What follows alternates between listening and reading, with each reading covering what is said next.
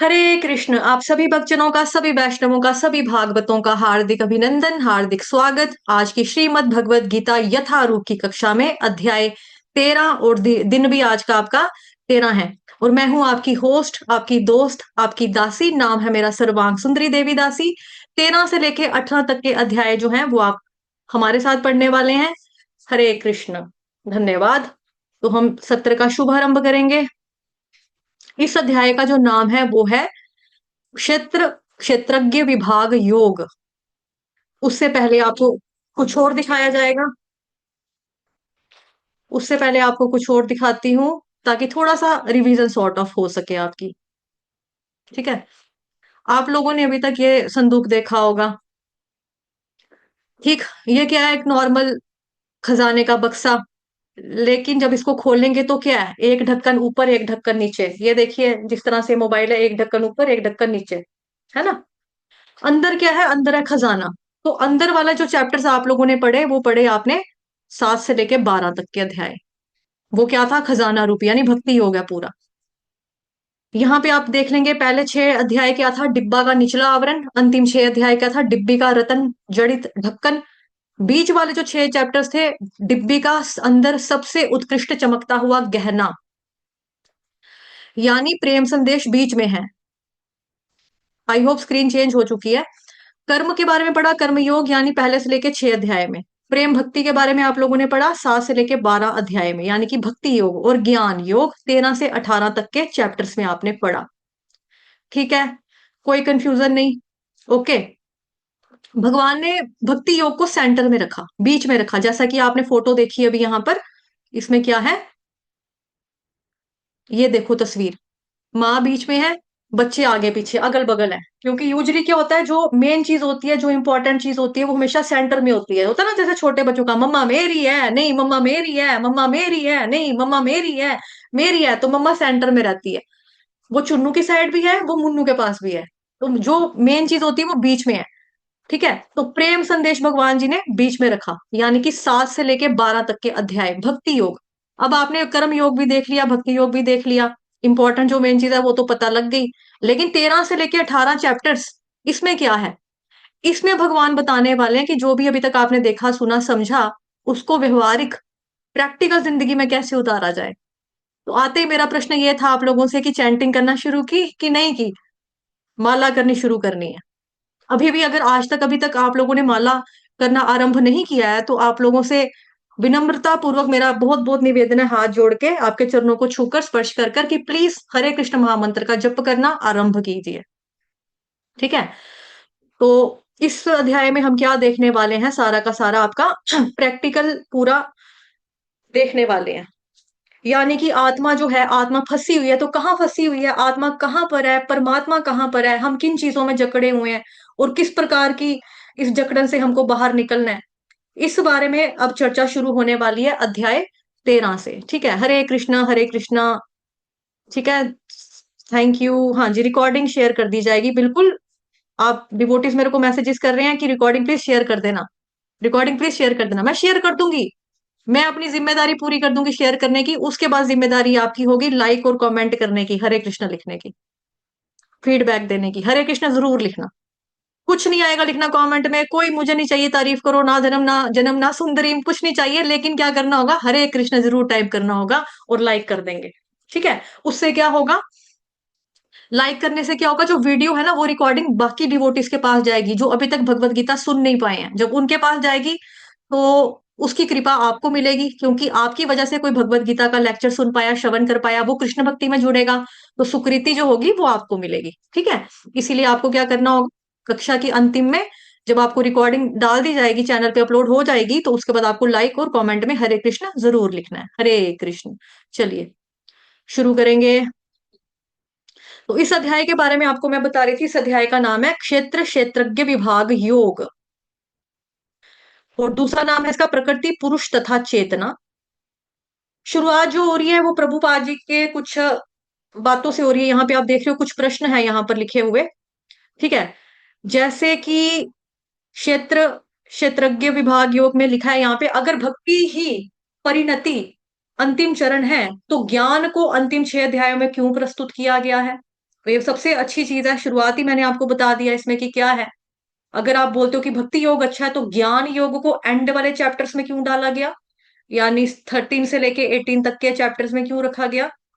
क्योंकि जनरली अंतिम जो हिस्सा होता है किताब का वो सबसे ज्यादा ज्ञान देने वाला या सर्वाधिक इंपॉर्टेंट होता है, लेकिन यहाँ पर ऐसा क्यों कहा गया है? इसका कारण है कि क्या लिखा है यहाँ पे?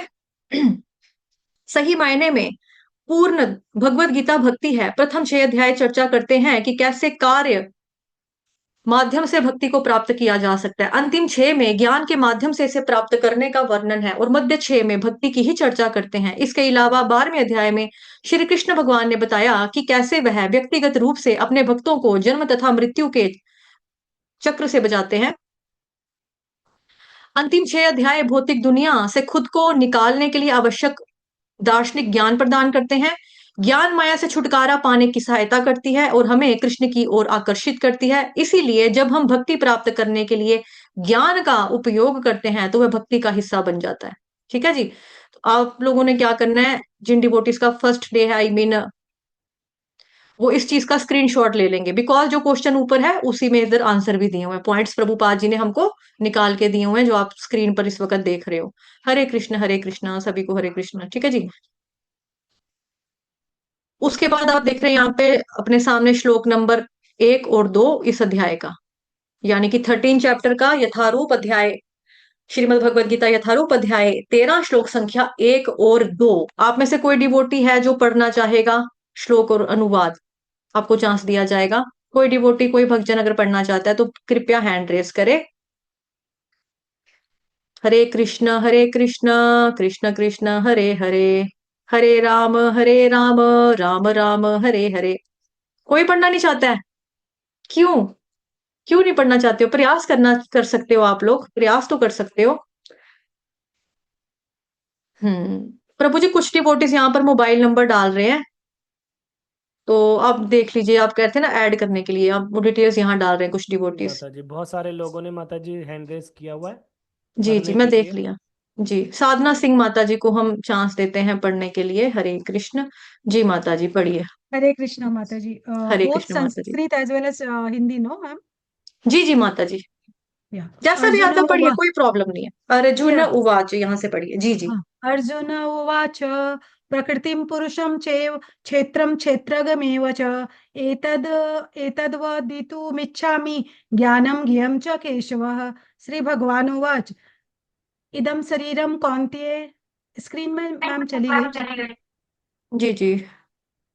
हाँ. श्री भगवान उवाच इदं शरीरं कौन्तेय क्षेत्रमित्यभिधीयते यद्यो वेत्तीं तं प्राहुः क्षेत्रज्ञ इति तद्विदः. अर्जुन ने कहा, हे कृष्ण, मैं प्रकृति एवं पुरुष, भोक्ता, क्षेत्र एवं क्षेत्रज्ञ तथा ज्ञान तथा एवं ज्ञेय के विषय को जानने का इच्छुक हूँ. मैं जानने का इच्छुक हूँ. श्री भगवान ने कहा, हे कुंती पुत्र, यह शरीर क्षेत्र कहलाता है और इस क्षेत्र को जानने वाला क्षेत्रज्ञ है. जी, हरी बोल। धन्यवाद माता जी, आपका बहुत बहुत धन्यवाद, आपने बहुत अच्छे से पढ़ा।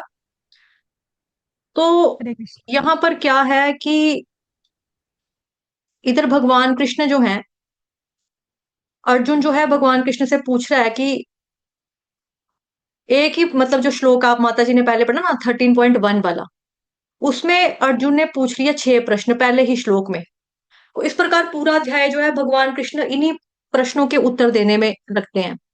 तो 6 प्रश्न है कि प्रकृति कौन है, पुरुष कौन है, क्षेत्र क्या है, क्षेत्रज्ञ क्या है, ज्ञान क्या है, ज्ञेय क्या है, इनके बारे में जानना डिटेल वे में अर्जुन जो है जानकारी हासिल करना चाहते हैं। तो भगवान ने बोला कि हे कुंती पुत्र, यह शरीर क्षेत्र कहलाता है और इस क्षेत्र को जानने वाला क्षेत्रज्ञ है। ठीक है, सिंपल आंसर। 2 प्रश्नों के उत्तर भगवान कृष्ण ने यहाँ पर दे दिए अर्जुन के माध्यम से, हमने भी सुन लिया, हमको भी मिल गए कि ये जो शरीर है, कौन सी चीजों से हमारा शरीर बना है, कौन बताएगा? हमारा बॉडी जो है किससे बनी है, कौन बताएगा? पुराने वाले जो है वो हैंड डाउन कर लो, नए वाले फ्रेश हैंड जो है वो रेस किए जाएं। हमारा शरीर किससे बना है, किन 5 तत्वों से हमारा शरीर बना है? हरे कृष्ण हरे कृष्ण।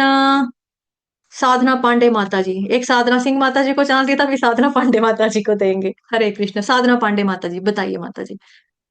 हरे कृष्ण माता जी। हरे पंच कृष्ण। तत्व से हमारा शरीर बना हुआ है। अग्नि, वायु, आकाश, पृथ्वी और जल। अग्नि, वायु, आकाश, पृथ्वी और जल। जी माता जी, हरे कृष्ण, धन्यवाद माता जी। हरे कृष्ण। तो यहाँ पर ठीक है, तो पंच महाभूत से हमारा शरीर बना है, जल, पृथ्वी, वायु, अग्नि, आकाश, है ना। और मन, बुद्धि, अहंकार, इससे हमारा सूक्ष्म शरीर बना है। और जो पंच महाभूत माता जी ने बताया, उससे स्थूल शरीर बनाना है, बना हुआ है। तो यह शरीर यानी क्षेत्र, और इस क्षेत्र को जानने वाला क्षेत्रज्ञ। सिंपल डेफिनेशन भगवान जी ने यहाँ पर बता दी। तो इस प्रकार ये 6 प्रश्नों के उत्तर हमें यहाँ पर भगवान ने जो है वो ऑलरेडी दिए हुए हैं भगवत गीता में, पूरा जो हम पढ़ने वाले हैं आगे। तो ये आप देख रहे हो स्क्रीन के ऊपर टेबल, ठीक है। 6 आंसर, 6 क्वेश्चन और 6 आंसर। देखो यहाँ पर सवाल यानी प्रश्न यहाँ पर है, उत्तर भी साथ में ही है। ये प्रश्न प्रकृति क्या है, मटेरियल प्रकृति, पुरुष क्या है जो आनंद भोक्ता है प्रकृति का।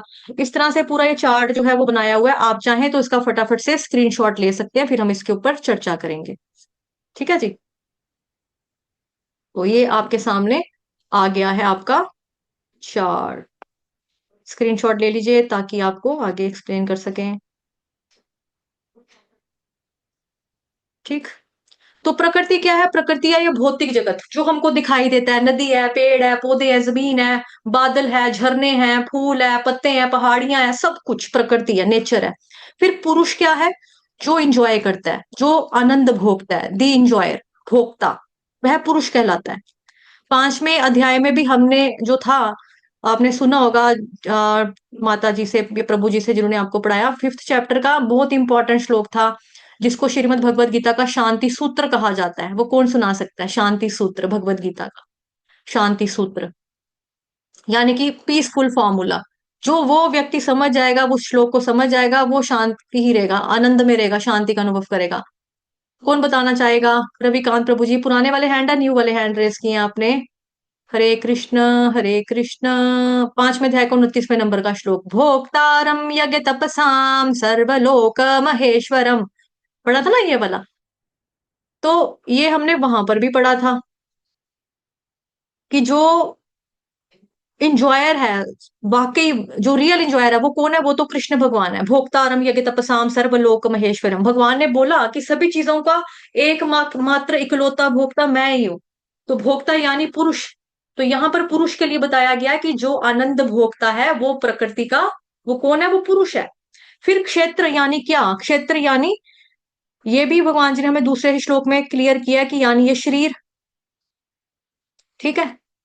फिर उसके बाद ये कौन पढ़ेगा? साधना माता जी अच्छा पढ़ रहे हैं। साधना माता जी को ही चांस दे देंगे हम। साधना माता जी, साधना सिंह माता जी, ठीक है, आप पढ़ लीजिए। तो मैं लगा रही हूँ स्क्रीन, 1 सेकेंड इसको। ये आ गया आपका स्क्रीन जी। हरे कृष्ण। 13.3 माता जी। हरे कृष्ण माता जी। हरे क्षेत्रज्ञं चापि माम विधि सर्वक्षेत्रेषु भारत, क्षेत्र क्षेत्रज्ञ योग योर्ज्ञानम यत् ज्ञानम मम, यत् ज्ञानम मतम मम। हे अर्जुन, आपको समझना चाहिए कि मैं भी सभी शरीरों का ज्ञाता हूँ, और इस शरीर और उसके ज्ञाता को समझने को ज्ञान कहा जाता है। यही मेरी प्रिय राय, यही मेरी राय है। हरि बोल। धन्यवाद माता हरे जी, बहुत कृष्ण। अच्छा पढ़ा आपने। हरे कृष्ण माता जी। तो क्षेत्रज्ञ कौन है? क्षेत्र को जानने वाला ज्ञाता जो भगवान है वो कृष्ण कौन है? सुपर सोल हो गए, ठीक है। भगवान कृष्ण जो है वो जानते हैं। उसके बाद भगवान यहाँ पर बता रहे हैं श्लोक में, हे अर्जुन, आपको समझना चाहिए कि मैं भी सभी शरीरों का ज्ञाता हूं, और इस शरीर और उसके ज्ञाता को समझने के लिए, समझने को ज्ञान कहा जाता है, ये मेरी राय है। यानी केवल आत्मा ही नहीं, मैं परमात्मा स्वरूप में भी हूं, और मैं सभी शरीरों को जानता हूं। केवल तुम्हारे नहीं, सभी शरीरों को जानता हूं। क्योंकि सभी शरीरों के अंदर क्या है? आत्मा परमात्मा दोनों है, और परमात्मा स्वरूप में स्थित भगवान कृष्ण है, और वो सभी के शरीरों को जानते हैं। ठीक है, जैसा कि यहाँ पर फोटो आप देख पा रहे हो। फोटो, 3 अवस्थाएं होती हैं हमारे जीवन की। एक तो जागृत अवस्था, जिसमें हम काम करते हैं, स्कूल जा रहे हैं, कोई दफ्तर जा रहा है अपने, है ना, कोई क्लिनिक जा रहा है, डॉक्टर है, तो घर में काम कर रहा है, कोई हाउस वाइफ है, तो जागृत अवस्था में रहते हैं। उस वक्त हमको मालूम होता है कि हम क्या काम कर रहे हैं। फिर दूसरी अवस्था होती है जिसमें हम सो जाते हैं, हमें नींद आती है, सपने आते हैं, सपने में हम क्या क्या नहीं करते हैं ना। हम फिल्म देखने गए, हमने एक्टर के साथ मिले, हैंडशेक किया, फोटो खिंचवाई, है ना, हमारी लॉटरी लग जाती है। कभी कभी हमें हम ट्रेन से छलांग मार देते हैं, कभी कभी हमारी ट्रेन छूट रही है, मतलब कुछ भी हम सपने में देखते हैं। एक और अवस्था है जिसको कहा गया सुषुप्ति अवस्था, यानी एकदम डीप स्लीप, जिसमें सपने भी नहीं आते व्यक्ति को, एकदम शांत अवस्था में मनुष्य सोता है। तो हम देखते हैं कि या तो हमारे शरीर की मन की अवस्थाएं हैं तीन, लेकिन जो आत्मा और परमात्मा है वो इन तीनों भी अवस्थाओं में उसी स्वरूप में एक ही प्रकार से कार्यरत रहता है। वो आराम नहीं करते, ना आत्मा ना परमात्मा, वो इन सब के साक्षी हैं। इन सभी अवस्थाओं के साक्षी आत्मा और परमात्मा है। तो इस प्रकार से हम समझते हैं कि आत्मा जो है वो हमारी इंडिविजुअल शरीर को जानती है, लेकिन परमात्मा जो है वो सभी के शरीरों को जानते हैं। और इनके बारे में जानना, शरीर और उसकी ज्ञाता यानी शरीर जो भौतिक है और उसके ज्ञाता यानी जो आत्मा और परमात्मा है, इन सबको समझना क्या है, इन सबको समझना ज्ञान है। ठीक है, इन सबको समझना ज्ञान है। तो जैसे यहाँ पे हमने पढ़ा सुषुप्त अवस्था, जागृत अवस्था और एकदम सुप्त अवस्था। अब यहाँ पे आप स्क्रीन पर देख रहे हैं एक हरा भरा खेत, सूर्य देवता, खेत में काम करता हुआ ये छोटा सा आदमी, है ना, ऊपर बादल, धूप, ग्रीनरी, हरियाली, ये सब आप इस वक्त यहाँ पर स्क्रीन पर देख पा रहे हैं। तो ये उदाहरण प्रस्तुत किया आपके सामने, ये है एक क्षेत्र यानी खेत। भौतिक जगत में हम क्षेत्र कहते हैं किसी फील्ड को, है ना। तो जो एरिया होता है फील्ड का, उसका मालिक होता है खेत का, कि भाई ये हमारा खेत है, हमने अपने खेत में ये बनाया, ये मतलब उगाया, है ना। तो उसको अपने खेत के बारे में सारी जानकारी होती है कि मैंने अपने खेत में कीनू के पेड़ लगाए हैं, संतरे के लगाए हैं, वो एप्पल के लगाए हैं, ऑरेंज लगाया है, ये आपका मैंगो लगाया है, या मैंने लेफ्ट साइड में गेहूं लगा दिया है, कनक लगाई है, कनक गेहूं सेम हो गया, चावल लगाए हैं। तो वो अपने खेत के बारे में और खेत में क्या खेती कर रहा है उसके बारे में सब कुछ जानता है।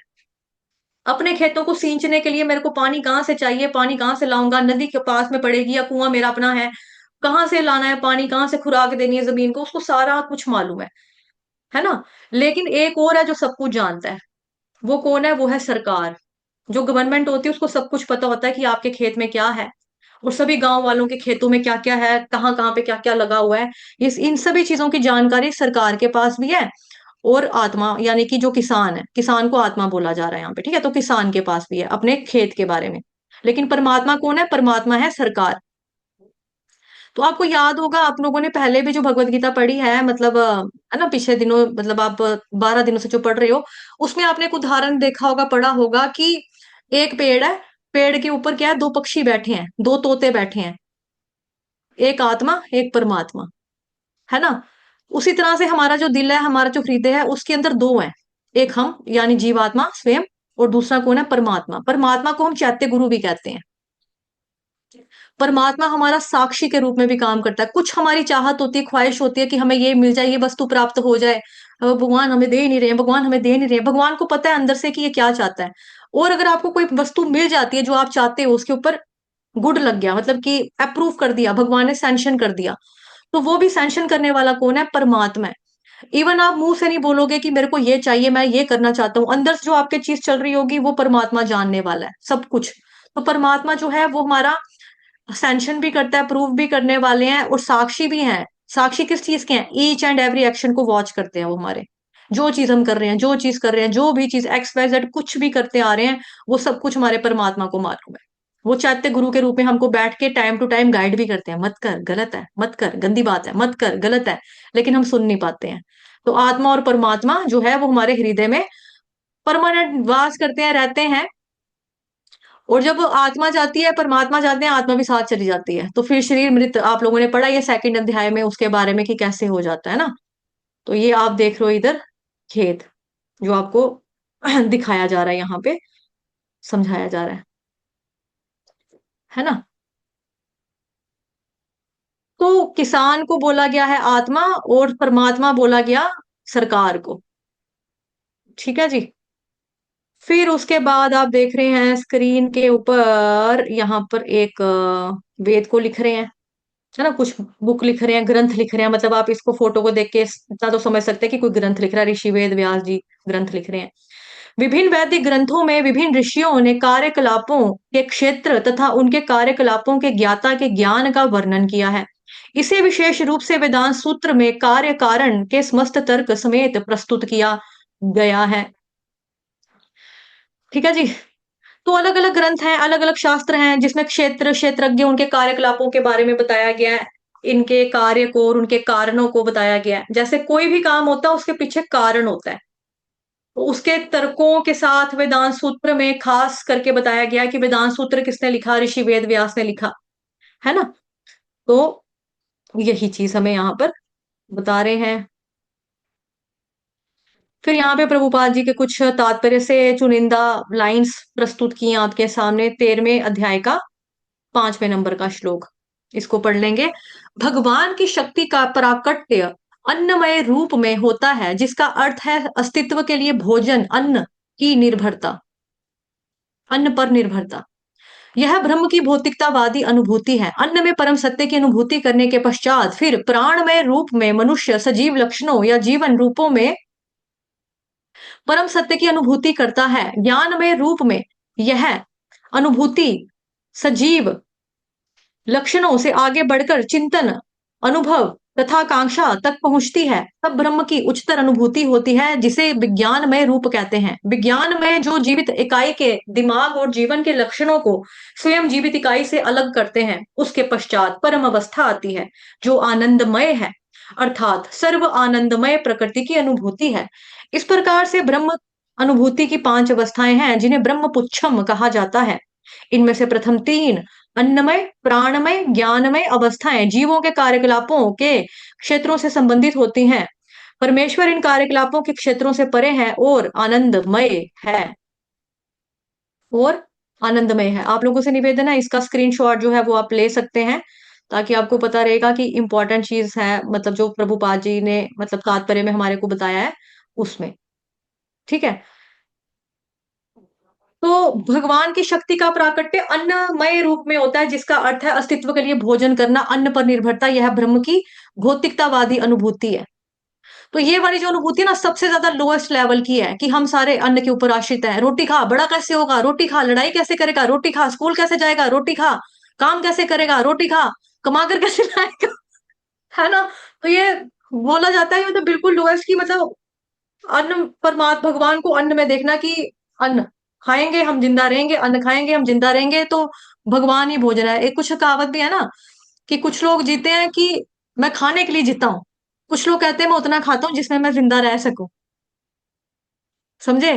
कुछ लोग खाते हैं मैं खाने के लिए ही जिंदा हूं, मैं जिंदा ही इसीलिए हूं ताकि मैं खाना खाऊं। और कुछ कहते हैं कि हम उतना ही खाते हैं जितने में हम जिंदा रह सके। तो ये एनीवेज अलग अलग बातें हैं, बट चलिए हम इसको पढ़ेंगे अपना। हम्म। ठीक है। तो ये सबसे लोएस्ट लेवल की बात है ये, कि जिसमें व्यक्ति सोचता है कि बस सारे रोटी खाते हैं, अन्न के ऊपर आश्रित है, इंसान भी तो जानवर भी। ये सबसे लोएस्ट अनुभूति है। फिर है अन्न में परम सत्य की अनुभूति करने के पश्चात फिर प्राणमय रूप में मनुष्य सजीव लक्षणों या जीवन रूप में परम सत्य की अनुभूति करता है। तब क्या है कि हाँ, मेरे शरीर में हलचल हो रही है, मेरा शरीर हिल रहा है, डुल रहा है, हिल डुल सकता है, मेरी आंखें खुल सकती हैं, बंद हो सकती हैं, मेरे को भूख लगती है, मैं रोटी खा सकता हूं। तो ये क्या सजीव लक्षण जिसकी व्यक्ति अनुभूति करता है, इसको बोलते हैं प्राणमय रूप। तीसरी स्टेज आती है ज्ञानमय रूप। ज्ञानमय रूप में यह अनुभूति सजीव लक्षणों से आगे बढ़कर चिंतन, अनुभव तथा आकांक्षा तक पहुंचती है। कुछ चिंतन होता है, कुछ मेमोरीज हैं, उनके बेसिस के ऊपर हमारे एक्सपीरियंसेस जो होते हैं, अनुभव हम ग्रहण करते हैं, हमारी इच्छाओं का निर्माण होता है। तो वो सब क्या है, यह ज्ञान कोश बोलते हैं। और फिर उसके पार क्या है, तब ब्रह्म की उच्चतर अनुभूति होती है, जिसे विज्ञानमय रूप कहते हैं, जिसे जीव के मन तथा जीवन के लक्षणों को जीव से भिन्न समझा जाता है। यानी क्या, आत्मा अलग है, मैं अलग हूं, मेरा शरीर अलग है, इस प्रकार की अनुभूति होती है जीव के मन में। तथा जीवन के लक्षणों को जीव से भिन्न समझा जाता है, कि मैं कुछ अलग हूं, यानी आत्मा और मेरा शरीर, ये मन की अंतक्रियाएं, यह सब कुछ अलग हुआ विज्ञान में। उसके पश्चात परम अवस्था आती है। ठीक है। जो एंड वाले 2 हैं ये जो पढ़े हमने, तो ये है ब्रह्म पुच्छम, यानी 5 कोश हैं, 5 स्थितियां, जहां पर अलग अलग स्थिति में लोग अनुभव अलग अलग करते हैं, अलग अलग अनुभव करते हैं। ठीक।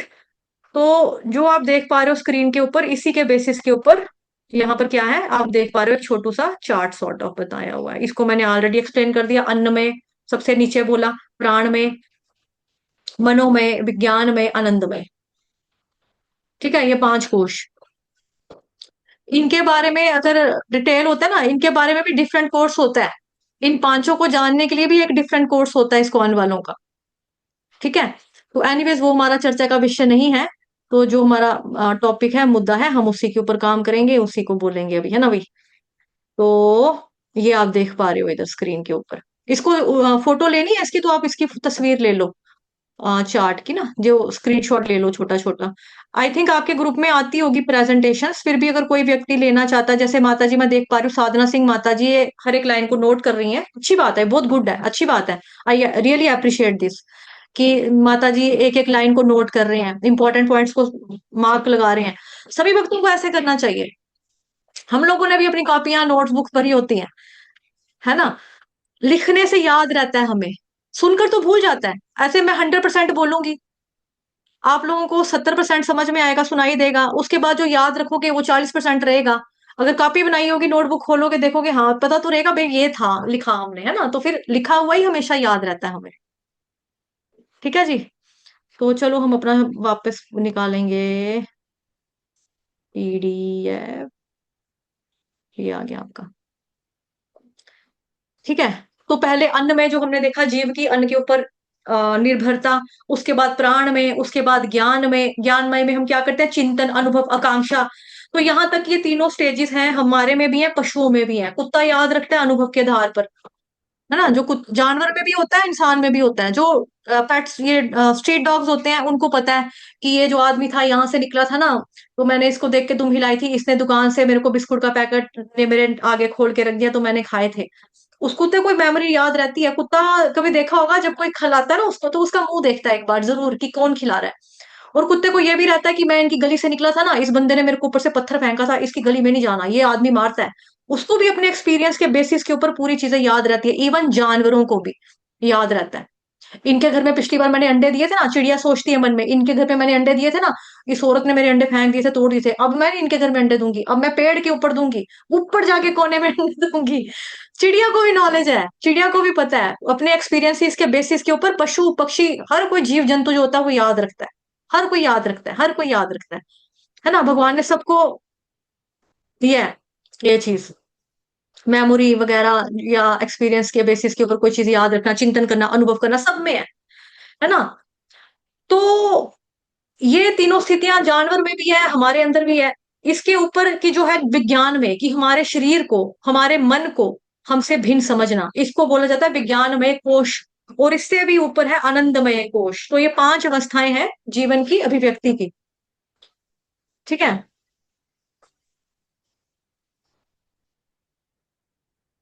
आई होप आप लोगों को ढोल छोड़े डिस्टर्ब ना कर रहे हो। शोर तो नहीं हो रहा मेरी साइड से? ढोल बैंड की आवाज आ रही है? नहीं माता नहीं आज आ भी रही, लोहड़ी का नहीं आ त्योहार है, तो गली में बहुत सारे निकल रहे हैं ढोल, वो बैंड वाले निकल रहे हैं। ठीक है, तो आप लोगों को हैप्पी लोहड़ी, आप सभी भक्तों को त्योहार की हार्दिक शुभकामनाएं। हरे कृष्ण। रही। और happy Krishna conscious Lohri to everybody. और मैं चाहती हूँ आप सभी भक्तों की जिंदगी में भगवान कृष्ण आए, प्रेम आए, भक्ति बढ़े, भजन बढ़े, कीर्तन बढ़े, श्रवण बढ़े। ठीक है, हरे कृष्ण। तो सभी को मुबारकबाद। चलिए हम शुरू करेंगे अपना। एक मिनट, मुझे सबको म्यूट कर देता हूँ। हाँ, ये जो है यहाँ पे इंपॉर्टेंट है, 13वें अध्याय का 6वां और 7वां नंबर का श्लोक। ये क्या कह रहा है? पंच महाभूत, अहंकार, बुद्धि, अव्यक्त, तीनों गुणों की अप्रकट अवस्था, 10 इंद्रियां, मन, 5 इंद्रिय विषय, इच्छा, द्वेष, सुख दुख, संघात, जीवन के लक्षण तथा धैर्य, इन सबको संक्षेप में कर्म का क्षेत्र और उनकी अंतक्रियाएं यानी कि विकार कहा जाता है। उस साइड में आप फोटो भी देख रहे हो इधर, है ना। तो पंच महाभूत हमें माता जी ने बताया था, साधना माता जी ने, है ना, जल, पृथ्वी, वायु, अग्नि, आकाश, आकाश। फिर अहंकार यानी मैं हूं की भावना, मैं कुछ हूं की भावना। अब अहंकार मिथ्या भी हो सकता है और सच्चा भी हो सकता है। मिथ्या अहंकार तब होता है जब हम देहात्म बुद्धि में जीते हैं कि यानी मैं और मेरा शरीर, मैं और मेरा घर, मैं और मेरी बीवी, मैं और मेरे बच्चे, मैं और मेरा बॉस, मैं और मेरा गाड़ी, बंगला, ये सब। यहाँ से बहुत शोर हो रहा है ढोल बहुत ज्यादा बज रहे हैं। आ, बहुत ज्यादा ढोल ढोल का शोर हो रहा है मेरी साइड से ना इधर। एक सेकंड, एक मिनट, एक मिनट, एक मिनट, ढोल बहुत बज रहे हैं। ठीक है, तो ये चीज, तो जब मैं मेरा मेरा मेरी चीज ये वो, जब हम इस अस्तित्व को समझते हैं ना, तब वो मिथ्या अहंकार कहलाता है। और जब हम अपने असली स्वरूप को समझते हैं कि भाई मैं इस शरीर से भिन्न हूं, मेरा स्वरूप अलग है, वो शाश्वत है, भगवान का अंश हूं। देखो, जैसे मैं अलग हूं, मेरा शरीर अलग है ना, ये चीज मैं आपको बताया। तो मैं और मेरी बॉडी अहंकार कहलाती है। ये कौन सा अहंकार है? मिथ्या अहंकार। जो अहंकार होता है ये भी दो तरह का होता है, एक होता है पॉजिटिव अहंकार, एक होता है नेगेटिव अहंकार। जो पॉजिटिव अहंकार, जो नेगेटिव अहंकार क्या है? ये मैं हूँ, ये मेरा फोन है, ये मेरा घर है, वो मेरा बच्चा है, ये मेरा हस्बैंड है, ये मेरी गाड़ी है, ये मेरा बंगला है, ये मेरा घर है, वो मेरी नौकरानी है, ये मेरे इशारों पर नाचते हैं, ये मेरे एम्प्लॉइज है, मैं इनका बॉस हूँ। ये सारा क्या है? मैं प्रधानमंत्री हूँ। ये पूरा क्या? फॉल्स ईगो, यानी कि मिथ्या अहंकार। और नेगेटिव वाला अहंकार है ये, नेगेटिव वाला अहंकार। अब पॉजिटिव अहंकार कौन सा होता है? जीवन स्वरूप हुए कृष्णेर नित्य दास, कि मैं कौन हूं? भगवान कृष्ण का दास हूं। भगवान कृष्ण कौन है? मेरे मालिक है, मेरे परम है, मेरे स्वामी है ना। और वो भगवान है, मैं उनका दास हूं, मैं उनका नौकर हूं। ये होता है आपका पॉजिटिव वाला अहंकार। ये वाला अहंकार होना बहुत बढ़िया है, बहुत अच्छी बात है। हर एक व्यक्ति को पॉजिटिव अहंकार होना चाहिए, नेगेटिव अहंकार नहीं होना चाहिए। ठीक है जी। उसके बाद आपका अहंकार के बारे में बताया। और दूसरी चीज ये थी कि जैसे भगवान कृष्ण का अंश हूं मैं, ये आपने 15वें अध्याय में पढ़ा। 15वें अध्याय का 7th चैप्टर, सॉरी, 15वें अध्याय का 15 चैप्टर का 7th नंबर का श्लोक। ममैवांशो जीवलोके जीवभूत सनातन मनःष्ठानि इंद्रियाणि प्रकृतिस्थानि कर्षति। भगवान वहां कह रहे हैं कि जितने भी ये जीव आत्मा है ना, वो मेरे अंश हैं, मेरे शाश्वत अंश हैं। शाश्वत का मतलब क्या हो गया? परमानेंट, सनातन, शुरू से हैं ये, मेरे अंश हैं, शुरू से हैं, मेरे बच्चे हैं, मेरे अंश हैं, है ना। हम भी अपने बच्चों का नाम रखते हैं अंश वंश, क्यों रखते हैं? हमारे अंश हैं, हमारे वंश हैं, हमारे कुल को आगे बढ़ाने वाले हैं। तो भगवान क्या कह रहे हैं कि ममई वांशो जीवलोके जीव भूत सनातन। भूत, भूत का मतलब क्या हो गया? भूत का मतलब हो गया जिसका शरीर जल पृथ्वी वायु अग्नि आकाश से बना है, पंच महाभूतों से जिसका बॉडी बना है, उसको बोलेंगे भूत।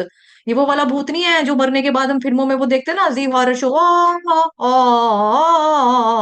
ग्रीन ग्रीन आंखें बांटों की तरह, लंबे लंबे दांत। लोग सोचते हैं ये होता है भूत। भूत नहीं है।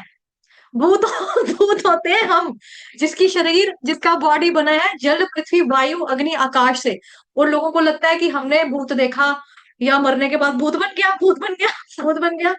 तो बेसिकली ये चीज है। ठीक है, तो यहां पर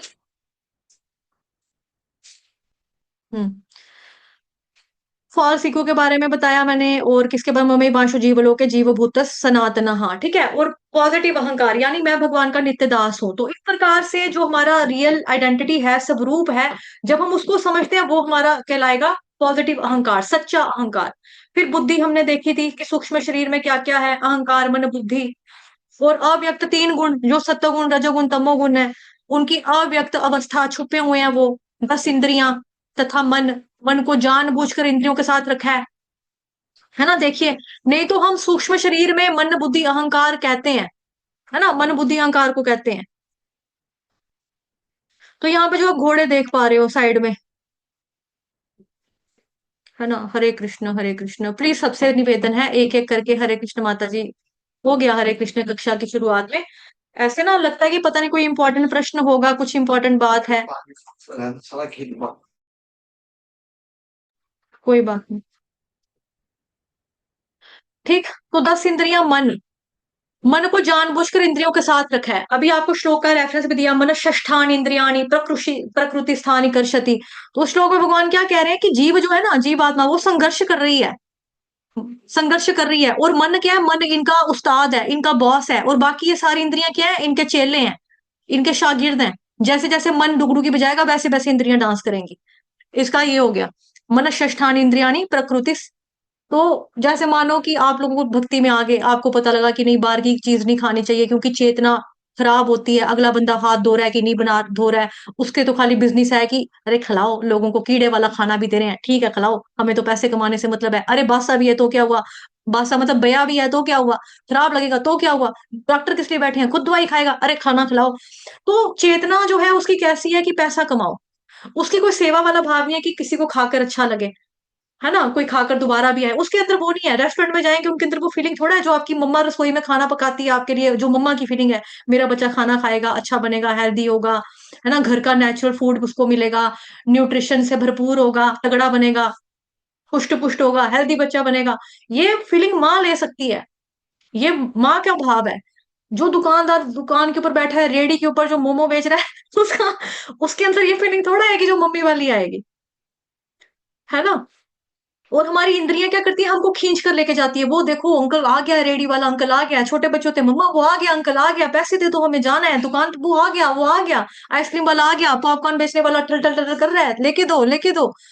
तो हमें बोला जाता है कि नहीं, जो घर में खाना बनाएगा साफ सुथरा होगा, मम्मा बनाएंगे बच्चे खाएंगे, उसमें क्या है, घर की स्त्री बनाएगी, अपने लिए भी बनाना है, पहले भगवान को भोग लगाना है, खुद खाना है ना, ये चीजें हमको सारी बताई गई।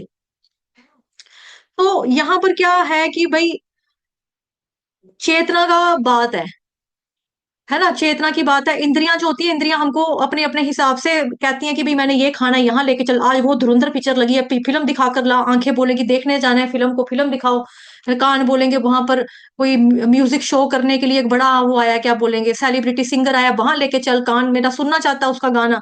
तो इंद्रियां तो नचाती हैं, डांस करवाती हैं अपने हिसाब से, है ना। तो 10 इंद्रियां और मन, मन को जानबूझकर इंद्रियों के साथ रखा है। नहीं तो हम सूक्ष्म शरीर में मन बुद्धि अहंकार कहते हैं, लेकिन यहाँ पर जानबूझकर इंद्रियों को मन के साथ रखा है, क्योंकि मन की आजू बाजू में ही तो संकुचित होता है इंद्रियों का काम सारा। तो इसीलिए 10 इंद्रियां, तथा फिर मन, फिर 5 इंद्रिय विषय, है ना, इंद्रिय विषय हो गए।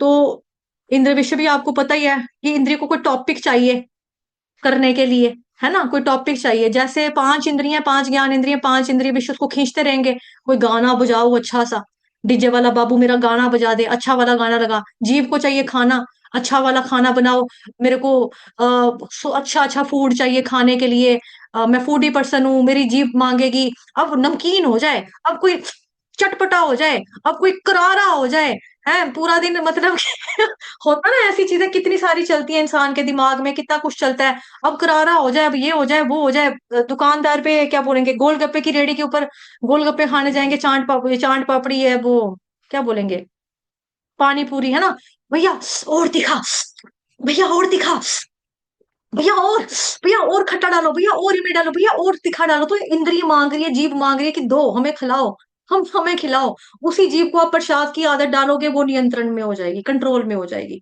तो ये व्यवहारिक ज्ञान, जैसा कि मैं आपको बता रही थी, इस अध्याय में हम देखेंगे कि व्यवहारिक हमारा जो ज्ञान होगा उसके बारे में, है ना। तो इस तरह से इंद्रियों के जो विषय है वो खींचते हैं इंद्रियों को, वो टॉपिक जो है वो खींचेगा, भाई ये करना है, ये करना है, ये करना है, ये लेके दे, वो लेके दे, वहां लेके चल। तो हमारा काम क्या है, अपनी इंद्रियों को भगवान कृष्ण की सेवा में लगाना। सर्वोपाधि विनिर्मुक्तम तत्परत्वेन निर्मलम ऋषिकेन ऋषिकेश सेवनम भक्तिरुच्यते। भक्ति सामने सिंधु ग्रंथ में श्लोक आता है कि सर्वोपाधि विनिर्मुक्तम, मैं हीरो हूँ, फिल्म स्टार हूँ, मैं प्रधानमंत्री हूँ, मैं डीसी लगाऊं, मैं जज लगाऊं कोर्ट में, है ना, इन सभी उपाधियों से मुक्त हो जाओ। सिर्फ एक ही बात याद रखो कि हम कृष्ण के दास हैं। और अभी ये चीज नहीं आ रही फीलिंग, तो क्या कर दो, अपनी सारी इंद्रियों को ऋषिकेन ऋषिकेश सेवनम भक्तिरुच्यते, भगवान कृष्ण की सेवा में लगा दो अपनी समस्त इंद्रियों को। आंखों को धुरंधर पिक्चर में नहीं लगाना, आंखों को लगा दो भगवान श्री कृष्ण के अर्च विग्रह का दर्शन करने के लिए। शुद्ध हो जाएंगी इंद्रियां, ये आंखें शुद्ध होगी। नाक क्या बनाया है, हाँ बड़ी अच्छी खुशबू आ रही चिकन मसाले की, हाँ इसमें नहीं लगानी नाक को, नाक को लगा दो कृष्ण भगवान जी के चरणों में चढ़ी हुई तुलसी को, कृष्ण भगवान जी के चरणों में चढ़ा हुआ फूल सूंघने में कंट्रोल आ जाएगी, नाक काबू आ जाएगी। होठ, इसको टॉपिक में नहीं लगाओ। बहन जी आपको पता है शर्मा जी की लड़की भाग गई वर्मा जी के लड़के के साथ, हाँ काम भी नहीं करता, अंदर है, इनमें नहीं लगाना है, फालतू की गॉसिपिंग में नहीं लगाना है, सोशल बटरफ्लाइज की तरह। हमें अपनी जीवा को लगाना है हरि कृष्ण का गुणगान करने में, कथा करने में, भगवान जी की लीलाओं का चर्चा करने में, हरे कृष्ण कृष्ण कृष्ण हरे हरे, हरे राम राम राम हरे हरे का जप करने में लगाना है अपनी जीभ को। ये भी कंट्रोल होगी। दूसरा खाना है, खिलाने का क्या है भैया, और इसमें नहीं लगाना है, हमें लगाना है भगवान जी को भोग लगाना है। हमें नॉन वेजिटेरियन नहीं बनना, हमको वेजिटेरियन नहीं बनना, हमको प्रसादाटेरियन बनना है, हमको कृष्णाटेरियन बनना है। जो भगवान कृष्ण खाएंगे वो हम खाएंगे, हमारी जीवा ऑटोमेटिकली नियंत्रण में आ जाएगी, कंट्रोल में आ जाएगी। हाथ हमारे काम करेंगे, हाथों का काम है कुछ सॉफ्ट सॉफ्ट हो जाए, कुछ मुलायम मुलायम हो जाए, कुछ गुदगुदा हो जाए, उसको पकड़ने का बड़ा पल्पी पल्पी सा होना चाहिए। हाथों को इसमें नहीं लगाओ, हाथों को लगाओ भगवान श्री कृष्ण के अर्च विग्रह की सेवा करने में, ग्रंथ को पकड़ने में। क्योंकि जो ग्रंथ भी है ना, हमारे जो ग्रंथ हैं, वो ग्रंथ भी क्या है, ये साक्षात श्रीमद् भागवतम महापुराण जो मेरे हाथ में आप देख रहे हो, भगवान कृष्ण ही है ये। इसको टच करने में लगाओ, आप आपकी चेतना जो होगी देखो चेंज हो जाएगी। तो पैरों को थिएटर में जाने के लिए मत लगाओ, सिनेमा हॉल, क्लब में, पार्टी, इनमें नहीं लगाना। किस में लगाना है? मंदिर जाने में, पैदल चलने में।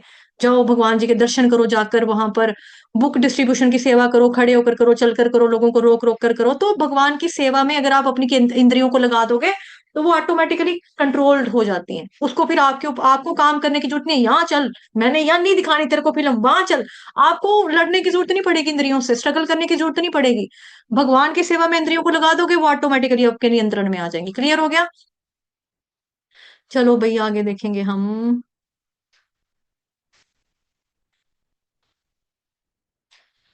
हरे कृष्ण। इसमें 8 9 10 11 12 तक के श्लोक हैं, इसमें क्वालिटीज बनाई बताई हुई हैं। तो हम क्या करेंगे, सीधा सीधा हिंदी में पढ़ लेंगे। साधना पांडे माता जी ने हैंड रेस किया, जी माता जी पढ़ लो आप। संस्कृत में नहीं पढ़ना है माता जी, हरे कृष्णा। हरे कृष्ण माता जी, आप इसी में पढ़ लीजिए, हिंदी में पढ़ लीजिए। क्योंकि मेरी चर्चा थोड़ी सी लंबी हो गई इसमें ना, टाइम जितना लगाना था थोड़ा। बट चलो आप हिंदी वाला पढ़ लो, विनम्रता दम्भहीनता अहिंसा ये वाला पढ़ लो। जी, हरे कृष्ण माता जी। विनम्रता, दम्भहीनता, अहिंसा, सहिष्णुता, सरलता, प्रामाणिक गुरु के पास जाना, पवित्रता, स्थिरता, आत्मसंयम, इंद्रिय तृप्ति के विचारों का परित्याग, अहंकार का अभाव, जन्म मृत्यु वृद्धावस्था तथा रोगों के दोषों की अनुभूति, वैराग्य, संतान, स्त्री, घर तथा अन्य वस्तुओं की ममता से मुक्ति, अच्छी तथा बुरी घटनाओं के प्रति संभाव, मेरे प्रति निरंतर अनन्य भक्ति, एकांत स्थान में रहने की इच्छा, जन समूह से विलगाव, आत्म साक्षात्कार की महत्ता को स्वीकारना तथा परम सत्य की दार्शनिक खोज। इन हरे सबको कृष्ण। मैं ज्ञान घोषित, इन सबको मैं पूरा ज्ञान स्क्रीन नहीं घोषित आया करता माता जी, हूँ। सबको मैं ज्ञान यहाँ इतना घोषित ही है, आगे नहीं स्क्रीन आया। का वो थोड़ा हो गया हाँ ना, इन सबको मैं हाँ, ज्ञान ज्ञान घोषित करता घोषित। हूँ। जी। जी ठीक है, तो माता जी ने पढ़ा इनको। तो ये क्या बताया जा रहा है यहाँ पर, 8 से लेके बेसिकली 12 श्लोक जो है ना, आप लोगों को याद होगा, आपने वो भी पढ़ा है, क्या बोलते हैं आपका, वो पढ़ा था ना अध्याय, 12वां अध्याय भक्ति योग चैप्टर, जो इससे पहले कल पढ़ा यानी कि। उसमें भी पूरा का पूरा क्या था, भगवान कृष्ण ने बताया था कि भक्त के गुण क्या होते हैं, और कौन सा भक्त मेरा फेवरेट है, जिसके अंदर वो क्वालिटीज पाई जाती हैं, वो बंदा मेरा फेवरेट है, वो भक्त मेरा फेवरेट है, वो भक्त मेरे को पसंद है। सिमिलरली मिलती जुलती कुछ क्वालिटीज आज हम यहाँ पर भी देख रहे हैं कि कैसे गुण होने चाहिए। ठीक है, तो माता जी ने पढ़ा ये। ठीक। विनम्रता, हम्बल होना चाहिए इंसान को, है ना, विनम्रता होना चाहिए, नम्रता, विनम्रता होना दम्भ चाहिए। तो दम्भ हमें, हरे कृष्णा, प्लीज अपने आप को म्यूट रखिए, जिनको मैंने अनम्यूट भी किया था। एक सेकेंड, म्यूट हो, कहाँ गया ये। विनम्रता, इंसान को हम्बल होना चाहिए, विनम्र स्वभाव का होना चाहिए। तभी कहते हैं ना, देखो आप लोगों ने कहावत सुनी होगी, पुराने जमाने के जो बूढ़े बुजुर्ग है ना, वो कहावत देते थे, बोलते थे कि जो झुका हुआ पेड़ होता ना, सब सबको फल देता है। झुका हुआ जो पेड़ होता है वो सबको फल देता है, और जो अकड़ा हुआ पेड़ होता है वो सबसे पहले काटा जाता है। और जो झुका हुआ फ्रूट होता है, जो झुका हुआ पेड़ होता है, सारे लोग उसका फ्रूट तोड़ेंगे, खाएंगे, तो कहेंगे वाह कितना अच्छा पेड़ है, ये बड़े अच्छे मैंगो देता है हमें ना, ये कितने अच्छे एप्पल देता है ये पेड़ हमको। तो सारे क्या करेंगे, उसको अप्रिशिएट करेंगे, प्यार करेंगे, प्रेम करेंगे। लेकिन जो अकड़ा हुआ होगा वो सबसे पहले काटा जाएगा। तो हमको क्या करना है, विनम्र स्वभाव अपने अंदर लाना है। आप लोगों ने सुना है, जैसे आप में से मैक्सिमम डिवोटीज मंगल आरती में मॉर्निंग मंगल आरती करते हैं यहाँ पर इस्कॉन बेंगलुरु की तरफ से, तो उसमें आता है ना आपका सुबह जब हम पढ़ते हैं, रुनादपि सुनीचेन तरोरपि सहिष्णुना अमानिना मानदेन कीर्तनीयः सदा हरिः, है ना। जो शिक्षाष्टकम में चैतन्य महाप्रभु ने हमको 8 बातें बताई हैं कि क्या करना है, 8 शिक्षाएं दी हैं, वो बड़ी महत्वपूर्ण शिक्षाएं हैं। और इनका मैं आपको बताऊं, अगर किसी बंदे के मतलब नहीं है, भाई हम मेरे अंदर भी विनम्रता नहीं है, मैं भी हम्बल नहीं हूं, तो हमें क्या करना है, हम इसका रोज पाठ भी करेंगे, या 12वां अध्याय जो आपने कल पढ़ा भक्ति योग, उसका डेली पाठ करोगे ना, श्लोकों का उच्चारण करोगे, अनुवाद के साथ पढ़ोगे, आपके अंदर ये क्वालिटीज जो है ये डेवलप हो जाएंगी, आना शुरू हो जाएंगी। बिकॉज क्या होता है कि जो श्लोक है, पहले भी ये श्लोक सिर्फ श्लोक है, उसके बाद जब आप इसको पढ़ लोगे कुछ करोड़ बार, कुछ हजार बार इसका पाठ कर लोगे, तो ये मंत्र का रूप ले लेंगे, और कुछ और करोड़ बार पढ़ लोगे ना, तो फिर ये क्या हो जाएगा, सिद्ध मंत्र बन जाता है, ये मंत्र सिद्ध कर लिया आपने। तो आप चाहो या ना चाहो, आपको पता भी नहीं चलेगा, आपकी जिंदगी में भगवत गीता जो है वो ढलनी अप्लाई होना शुरू हो जाएगी। ये एक तरीका है कि उसके लिए आपको अन्य से प्रयास करने की जरूरत नहीं है कि मैं इतनी भक्ति कर रहा हूँ, 16 माला से ऊपर मैंने 32 माला कर दी, मेरा अभी तक हृदय परिवर्तन नहीं हुआ, अभी तक मैं पहले भी चोरियां करता था, मैं आज भी चोरी करता हूँ, पहले भी गालियां देता था, मैं आज भी गालियां देता हूँ, पहले भी मैं लोगों से लड़ाई करने जाती थी, मैं आज भी लड़ने जाती हूँ, पहले भी मारने को आती थी, मैं आज भी मारने काटने को आती हूँ। तो मेरे अंदर क्यों चेंजेस नहीं आ रही, क्यों चेंजेस नहीं आ रही? आप बस भगवत गीता का पाठ करते रहिए, करते रहिए, करते रहिए, करते रहिए, आपके अंदर चेंजेस आएंगी। बट साथ में हरे कृष्ण कृष्ण कृष्ण हरे हरे, हरे राम राम राम हरे हरे का नियमित रूप से निरंतर बिना रुके जप करना चाहिए। इसमें किसी भी तरह की आपको नहीं है कि आज कर ली भक्ति कल नहीं करेंगे।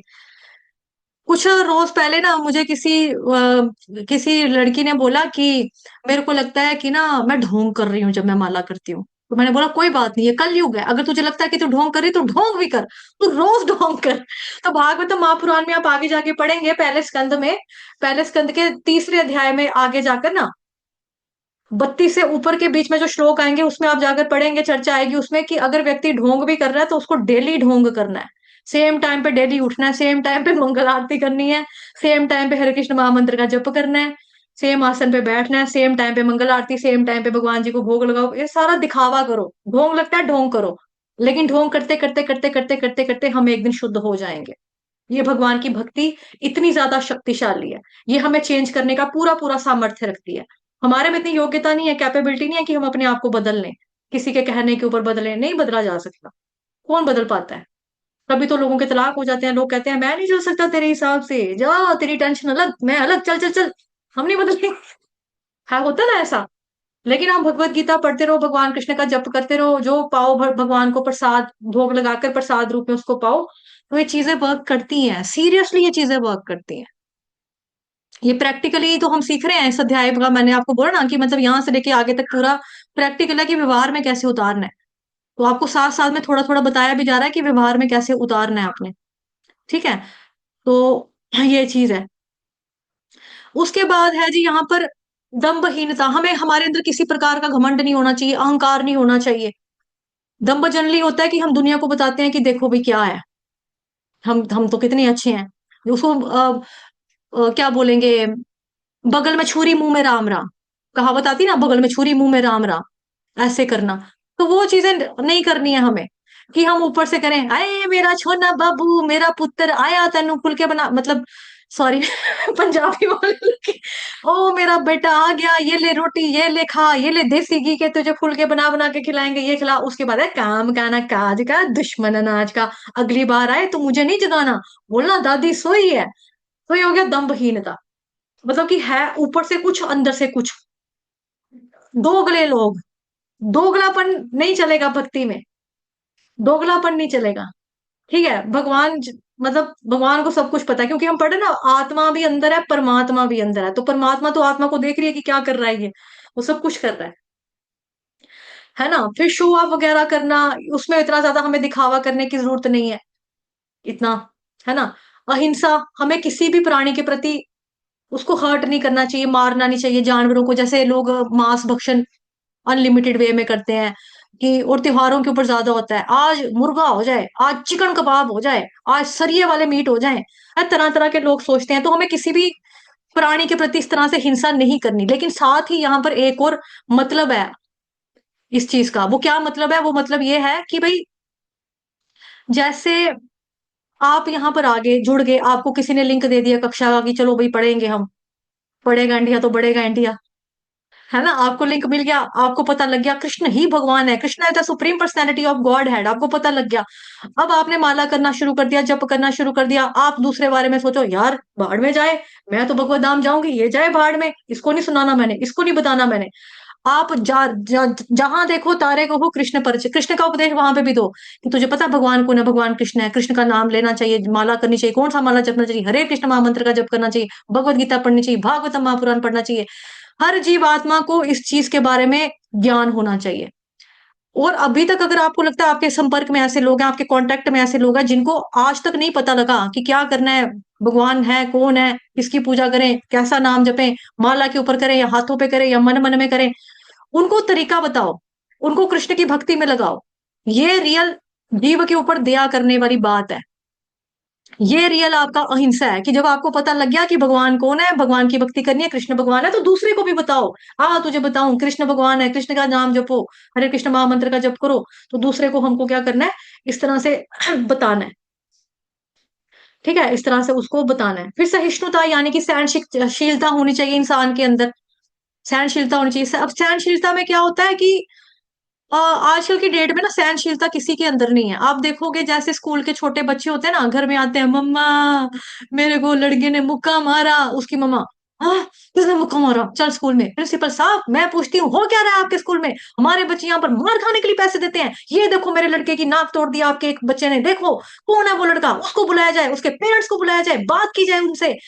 या अपने बच्चे को घर में बोलेगी तेरे हाथ कम थे, तुझे हम रोटी नहीं खिलाते, तू खाना नहीं खाता, तेरे को दूध नहीं पिलाते, तेरा मुक्का नहीं चला उसके आगे, तूने क्यों नहीं उसका नाक तोड़ा, अगली तुझे उसने एक मुक्का मारा, तूने दो मारने थे। तो हम अपने बच्चों को सहनशीलता नहीं सिखा रहे हैं। सहनशीलता जो है आज की डेट में लोगों के पास है ही नहीं, है ही नहीं, है ही नहीं, है ही नहीं। मिनट नहीं लगता लोगों को बंदूक निकालने में। दिल्ली बॉम्बे जैसे जो बड़े बड़े शहर है ना, वहां पे किसी ने किसी की गाड़ी ठोक दी, पीछे से एकदम डिक्की खुलेगी, ओए बार, ओए बार। तो उन्होंने क्या समझा मेरे को, ये देख, ये हॉकी मैंने दिखाने के लिए नहीं रखी, ठल ठल तेरी हेडलाइटें फोड़ दूंगा, तेरी भी हड्डियां तोड़ दूंगा, तेरा सूरमा बना दूंगा, तुझे मार मार के निचोड़ निचोड़ के यहाँ से भगा भगा के तेरा पूरा मोर बना दूंगा, लाल काला पीला नीला कर दूंगा, तेरी माँ तुझे शाम को पहचाने की नहीं कौन आया। मतलब एक टाइम नहीं लगता, एक मिनट नहीं लगता लोगों को बंदूक निकालने में, रिवॉल्वर निकालने में, बेसबॉल बैट जो निकालने में, या तोड़ फोड़ करने में। तो सहनशीलता जो है हर एक इंसान के अंदर होनी चाहिए। अब हम देखते हैं कि लड़कियों के अंदर भी सहनशीलता नहीं है, जिनको दूसरे के घर में जाना है, बसना है, परिवार बसाना है, सास ससुर की सेवा करनी है, उनको भी नहीं है। क्योंकि सहनशीलता अगर हमारे जनरेशन में नहीं होगी, वो आगे जाकर फिर यही चीजें होती है ना, वही तो प्रॉब्लम का कारण बनती है। तो सहिष्णुता हर एक व्यक्ति में होनी चाहिए, जो कि आजकल लुप्त होती जा रही है धीरे धीरे। तो हमको इसके ऊपर काम करना है कि ये लुप्त ना हो जाए इससे पहले। तो हमें थोड़ा सा काम करना है। फिर बता रहे हैं प्रमाणिक गुरु की शरण में जाना। गुरु की शरण में जाना इंपॉर्टेंट है। और गुरु कैसा होना चाहिए? प्रमाणिक होना चाहिए। गुरु कैसा होना चाहिए? प्रमाणिक होना चाहिए। देखो प्रमाणिक यानी कि आप लोगों ने पढ़ा होगा, फोर्थ चैप्टर में आपको बताया था प्रमाणिक गुरु के बारे में, चौथे अध्याय में आपने पढ़ा ना। उसमें क्या पढ़ा आपने कि भाई कृष्ण भगवान जी ने 4 यूनिवर्सिटीज के बारे में हमको बताया। जैसे हम लोग भौतिक संसार में होते हैं, जगत भौतिक जगत में होते हैं, तो हमने कोई डॉक्टर बनना चाहता है, कोई इंजीनियर बनना चाहता है, तो उसकी पढ़ाई करने के लिए वो जाता है, कोचिंग लेता है, एंट्रेंस क्लियर करता है, उसके बाद उसको प्रॉपर एक यूनिवर्सिटी या कॉलेज में जाकर एडमिशन मिलती है कि हाँ भाई ये बच्चा डॉक्टर बनेगा, ये इसको हम ये बनाएंगे, ये बनाएंगे। तो उसको भी पता है फलाने कॉलेज में एडमिशन लूंगा तो मैं इस कोर्स में गया हूं तो मैं ये बन के बाहर निकलूंगा। कोई व्यक्ति ऐसे तो नहीं करता मेरे को डॉक्टर बनने का बड़ा शौक है, सारी दुकानदार के पास जाएंगे, अंकल जी जितनी भी मेडिकल की बुक्स हैं सारी बाहर निकाल के टेबल पे रख दो, ये भी है, किसका डॉक्टर, सारी निकालो सारी निकालो, दिल का डॉक्टर, आंख का डॉक्टर, कान का डॉक्टर, दांत का डॉक्टर। उधर अंकल ने लगा दिया किताबों का ढेर, पूरी मेडिकल किताबों का, ये लो घर ले जाओ। वो पैसे चुकाए, घर लेकर गया, सारी किताबें पढ़ ली, आ जाओ अब मैं दांत का इलाज भी करूंगा, कान का भी करूंगा, सिर का भी करूंगा, दिल का ऑपरेशन भी करूंगा। कौन आएगा उस डॉक्टर के पास? पागल कौन सा आएगा जो उसके पास। आप कहीं पेशेंट हो, आप इलाज कराने डॉक्टर के पास जाते हो, आप देखोगे डॉक्टर के आगे बोर्ड क्या लगा है, क्लिनिक के बाहर या उसके दरवाजे रूम के बाहर, कि MA MBBS डॉक्टर, कहाँ से पढ़कर निकला है, कहाँ से यूनिवर्सिटी से निकला है, हाँ कोई फेक डॉक्टर तो नहीं है, इसको आता भी है कुछ की नहीं। अनुभव देखेंगे, कितने सालों से मरीजों का इलाज कर रहे हैं, फिर जाके आप बोलोगे भैया ये वाला दांत कैविटी इसको निकालो बाहर, फिर जाके हम बोलते हैं ना, ऐसे थोड़ा बोल देते हैं। सिमिलरली कि हम भौतिक संसार में तो देखते हैं कि हमें कौन से यूनिवर्सिटी में जाना है, किस कॉलेज में जाकर एडमिशन लेनी है, क्या करना है क्या नहीं करना है, लेकिन अफसोस जब हम आध्यात्मिक अपने जीवन की डोर देते हैं तो कई लोग बिना सोचे समझे दे देते हैं, उनको पता ही नहीं है। आज मतलब देखो जैसे संत रामपाल जैसे लोग हैं जो कहते हैं मैं भगवान हूं, अच्छा भगवान तो फिर बूढ़ा कैसे हो गया, भगवान तो फिर जेल में क्यों चला गया, भगवान तो बीमारियां कैसे लग रही हैं, तो पता चल जाता है कि मतलब क्या है क्या नहीं है ना, मतलब आप समाज में ही देख रहे हो कितनी सारी चीजें यहाँ पर हैं। तो परमाणु गुरु की शरण में जाना, उसी तरह से भगवान श्री कृष्ण ने क्या किया, 4 संप्रदाय हमको बताए हैं, श्री संप्रदाय, रुद्र संप्रदाय, है ना, कुमार संप्रदाय, बिल्कुल एक माता जी ने हाँ जी मैसेज दे दिया, कुमार संप्रदाय, ब्रह्म संप्रदाय, ब्रह्म गौड़ीय वैष्णव संप्रदाय, जिस संप्रदाय से हम लोग ताल्लुकात रखते हैं। ये 4 संप्रदाय जो है ये प्रमाणिक संप्रदाय हैं। आपको आध्यात्मिक जगत की जीवन की डोर अगर किसी गुरु को सौंपनी है तो इन 4 संप्रदायों में से किसी एक के पास जाकर आप अपनी आध्यात्मिक जीवन की डोर उनको दे सकते हो, क्योंकि ये हम क्या है, हम तो पतंग है ना। आप लोगों ने बहुत फेमस एक भजन सुना होगा, पंजाबी में है, सतगुरु मैं तेरी पतंग हवा विच उड़दी जावांगी, वे तू डोर हथू छड्डी ना मैं कट्टी जावांगी, है ना। पंजाबी भजन आप सबने सुना, माता जी कह रही हाँ मैंने सुना, तो लिरिक्स तो आप समझ गए कि मतलब सतगुरु को बताया जा रहा है कि आपके हाथों में मेरी आध्यात्मिक जीवन की डोर है, ये डोर अगर आप पकड़ के रखोगे तो मैं उड़ती जाऊंगी, I will fly fly fly. लेकिन अगर आपने डोर छोड़ दी तो मैं कटी हुई पतंग की तरह कट जाऊंगी मैं। तो हमें हमारा अध्यात्मिक जीवन जो है, आध्यात्मिक जीवन जो है वो खत्म नहीं करना है, हमें सही चुनना है अपना गुरु और प्रमाणिक गुरु की शरण में जाना है। और वो भी आपने 4th चैप्टर में पढ़ा था, तद्विधि प्रणिपाते न परि प्रश्ने न से भया, कि गुरु के पास जाओ, जिज्ञासा करो, विनम्र होके उनसे प्रार्थना करो, वो तत्वदर्शी जो है वो आपको पूरा नॉलेज देंगे, क्योंकि उन्होंने आत्मसात किया, आत्म साक्षात्कार किया है, भगवत साक्षात्कार किया, भगवान को तत्व के रूप में जानते हैं। ठीक है, तो ये चीजें जो थी ये भी हमने देखी थी। फिर उसके बाद पवित्रता, इंसान को शुद्धता रखनी चाहिए, अंदर से भी बाहर से भी। बाहर की शुद्धता कैसे होगी, नहा धोकर होगी, अंदर की शुद्धता कैसे होगी, हरे कृष्ण महामंत्र का जप करके होगी। ठीक है, तो आत्म संयम, हमें हमें सेल्फ कंट्रोल्ड बनना चाहिए, ये नहीं कि हम हमें कोई दूसरा कंट्रोल करे, हमें कौन कंट्रोल करता है, हमें हमारी इंद्रियां कंट्रोल करती हैं। बेसिकली क्या है, हम लोग कहते हैं ना कि माया का अटैक हो गया, माया का अटैक हो गया, माया कोई बाहर से आकर नहीं हमको अटैक करती है, हमारा शरीर ही हमारी माया है। पहले नंबर पे हम इसी में फंसते हैं। मुंह के लिए फेस वॉश डिफरेंट, सिर के लिए शैम्पू अलग, साबुन सिर का अलग, मुंह का अलग, नहाने वाला बॉडी सोप अलग, कपड़े धोने वाला सोप अलग, हाथ पे लगाने वाली क्रीम अलग, पाँव पे लगाने वाली क्रीम अलग, मुंह पे लगाने वाली क्रीम अलग, यहाँ यहाँ पे झुर्रियां पड़ गई हैं, एंटी एजिंग क्रीम अलग। हम इसी को लिशकाने में चमकाने में लगे रहते हैं। तो पहली माया तो हमारा शरीर है, और हमको लगता है कि माया बाहर से आगे आ जाएगी, हमारे ऊपर अटैक करेगी, इससे बचेंगे, माया से बचना है, माया से बचना है, माया से बचना है। तो पहला जो अटैक करने वाला जो चीज है हमारी, हमारा खुद का शरीर ही है। तो हमें आत्म संयम होना चाहिए, हमारे अंदर कंट्रोल होनी चाहिए अपने विचारों के ऊपर, अपने थॉट्स के ऊपर। मन है ना, मन बड़ा मलिन है, मन बड़ा मलिन है हमारा, इसके ऊपर हमें काम करना चाहिए कि मन तू क्या सोच रहा है। मन को कभी डांटना भी चाहिए, मन मन तो बड़ा कुछ सोचेगा, इसको इसने मुझे पैसे नहीं दिए, मेरे उधार लिए थे, इसकी टांगे तोड़ दूंगा, इसके ऊपर मोटरसाइकिल चढ़ा दूंगा, मन तो बहुत कुछ कहेगा, मन तो बहुत कुछ कहेगा। पापा से पैसे मांगे थे, पिकनिक में जाना था, पापा ने मेरे को पैसे नहीं दिए, मुझे पता है पापा कहाँ पे पर्स रखते हैं, पैंट की जेब में पैसे रखते हैं, मैं पैसे चोरी कर लूंगा, बाद में बोलूंगा मैंने तो चोरी नहीं किए, आपने तो मुझे बोला था, मेरे पास पैसे नहीं है, मैं कहाँ से लाऊं, तो मैंने तो चोरी नहीं की है। क्या कर लेंगे, तो मन तो मलिन है, मन के अंदर गंदे विचार आएंगे, लड़की देख रहे हो छेड़ देते हैं, कुछ भी गंदा मंदा, कुछ भी काम वासना से जुड़ा कोई भी XYZ कोई भी थॉट आपके मन में आ जाएगा। तो मन को, इंद्रियों को कंट्रोल में करना हमें आना चाहिए, आत्म संयम हमारे बीच में होना चाहिए। अहंकार का भाव, है ना, किसी भी प्रकार का अहंकार जो होता है वो हमको नहीं रखना है। अहंकार हमको कब आता है, अहंकार हमको आता है जब हमारे अंदर कोई चीज, हम अपने आप को कोई चीज समझते हैं ना, जैसे मैंने आपको पहले ही बता दिया कि अहंकार पॉजिटिव नेगेटिव होता है। तो हमारा अहंकार होना चाहिए जीवन स्वरूप कृष्ण नित्य दास, ठीक है, ये वाला अहंकार हमारा होना चाहिए, चलेगा। और सर्वोपाधि निर्मुक्तम तत्परत्वेन निर्मलम ऋषिकेन ऋषिकेश सेवनम भक्ति रुच्यते। इसको मैंने पहले ही आपको एक्सप्लेन कर दिया, श्लोक को वापस से एक्सप्लेन करने की जरूरत नहीं है ना।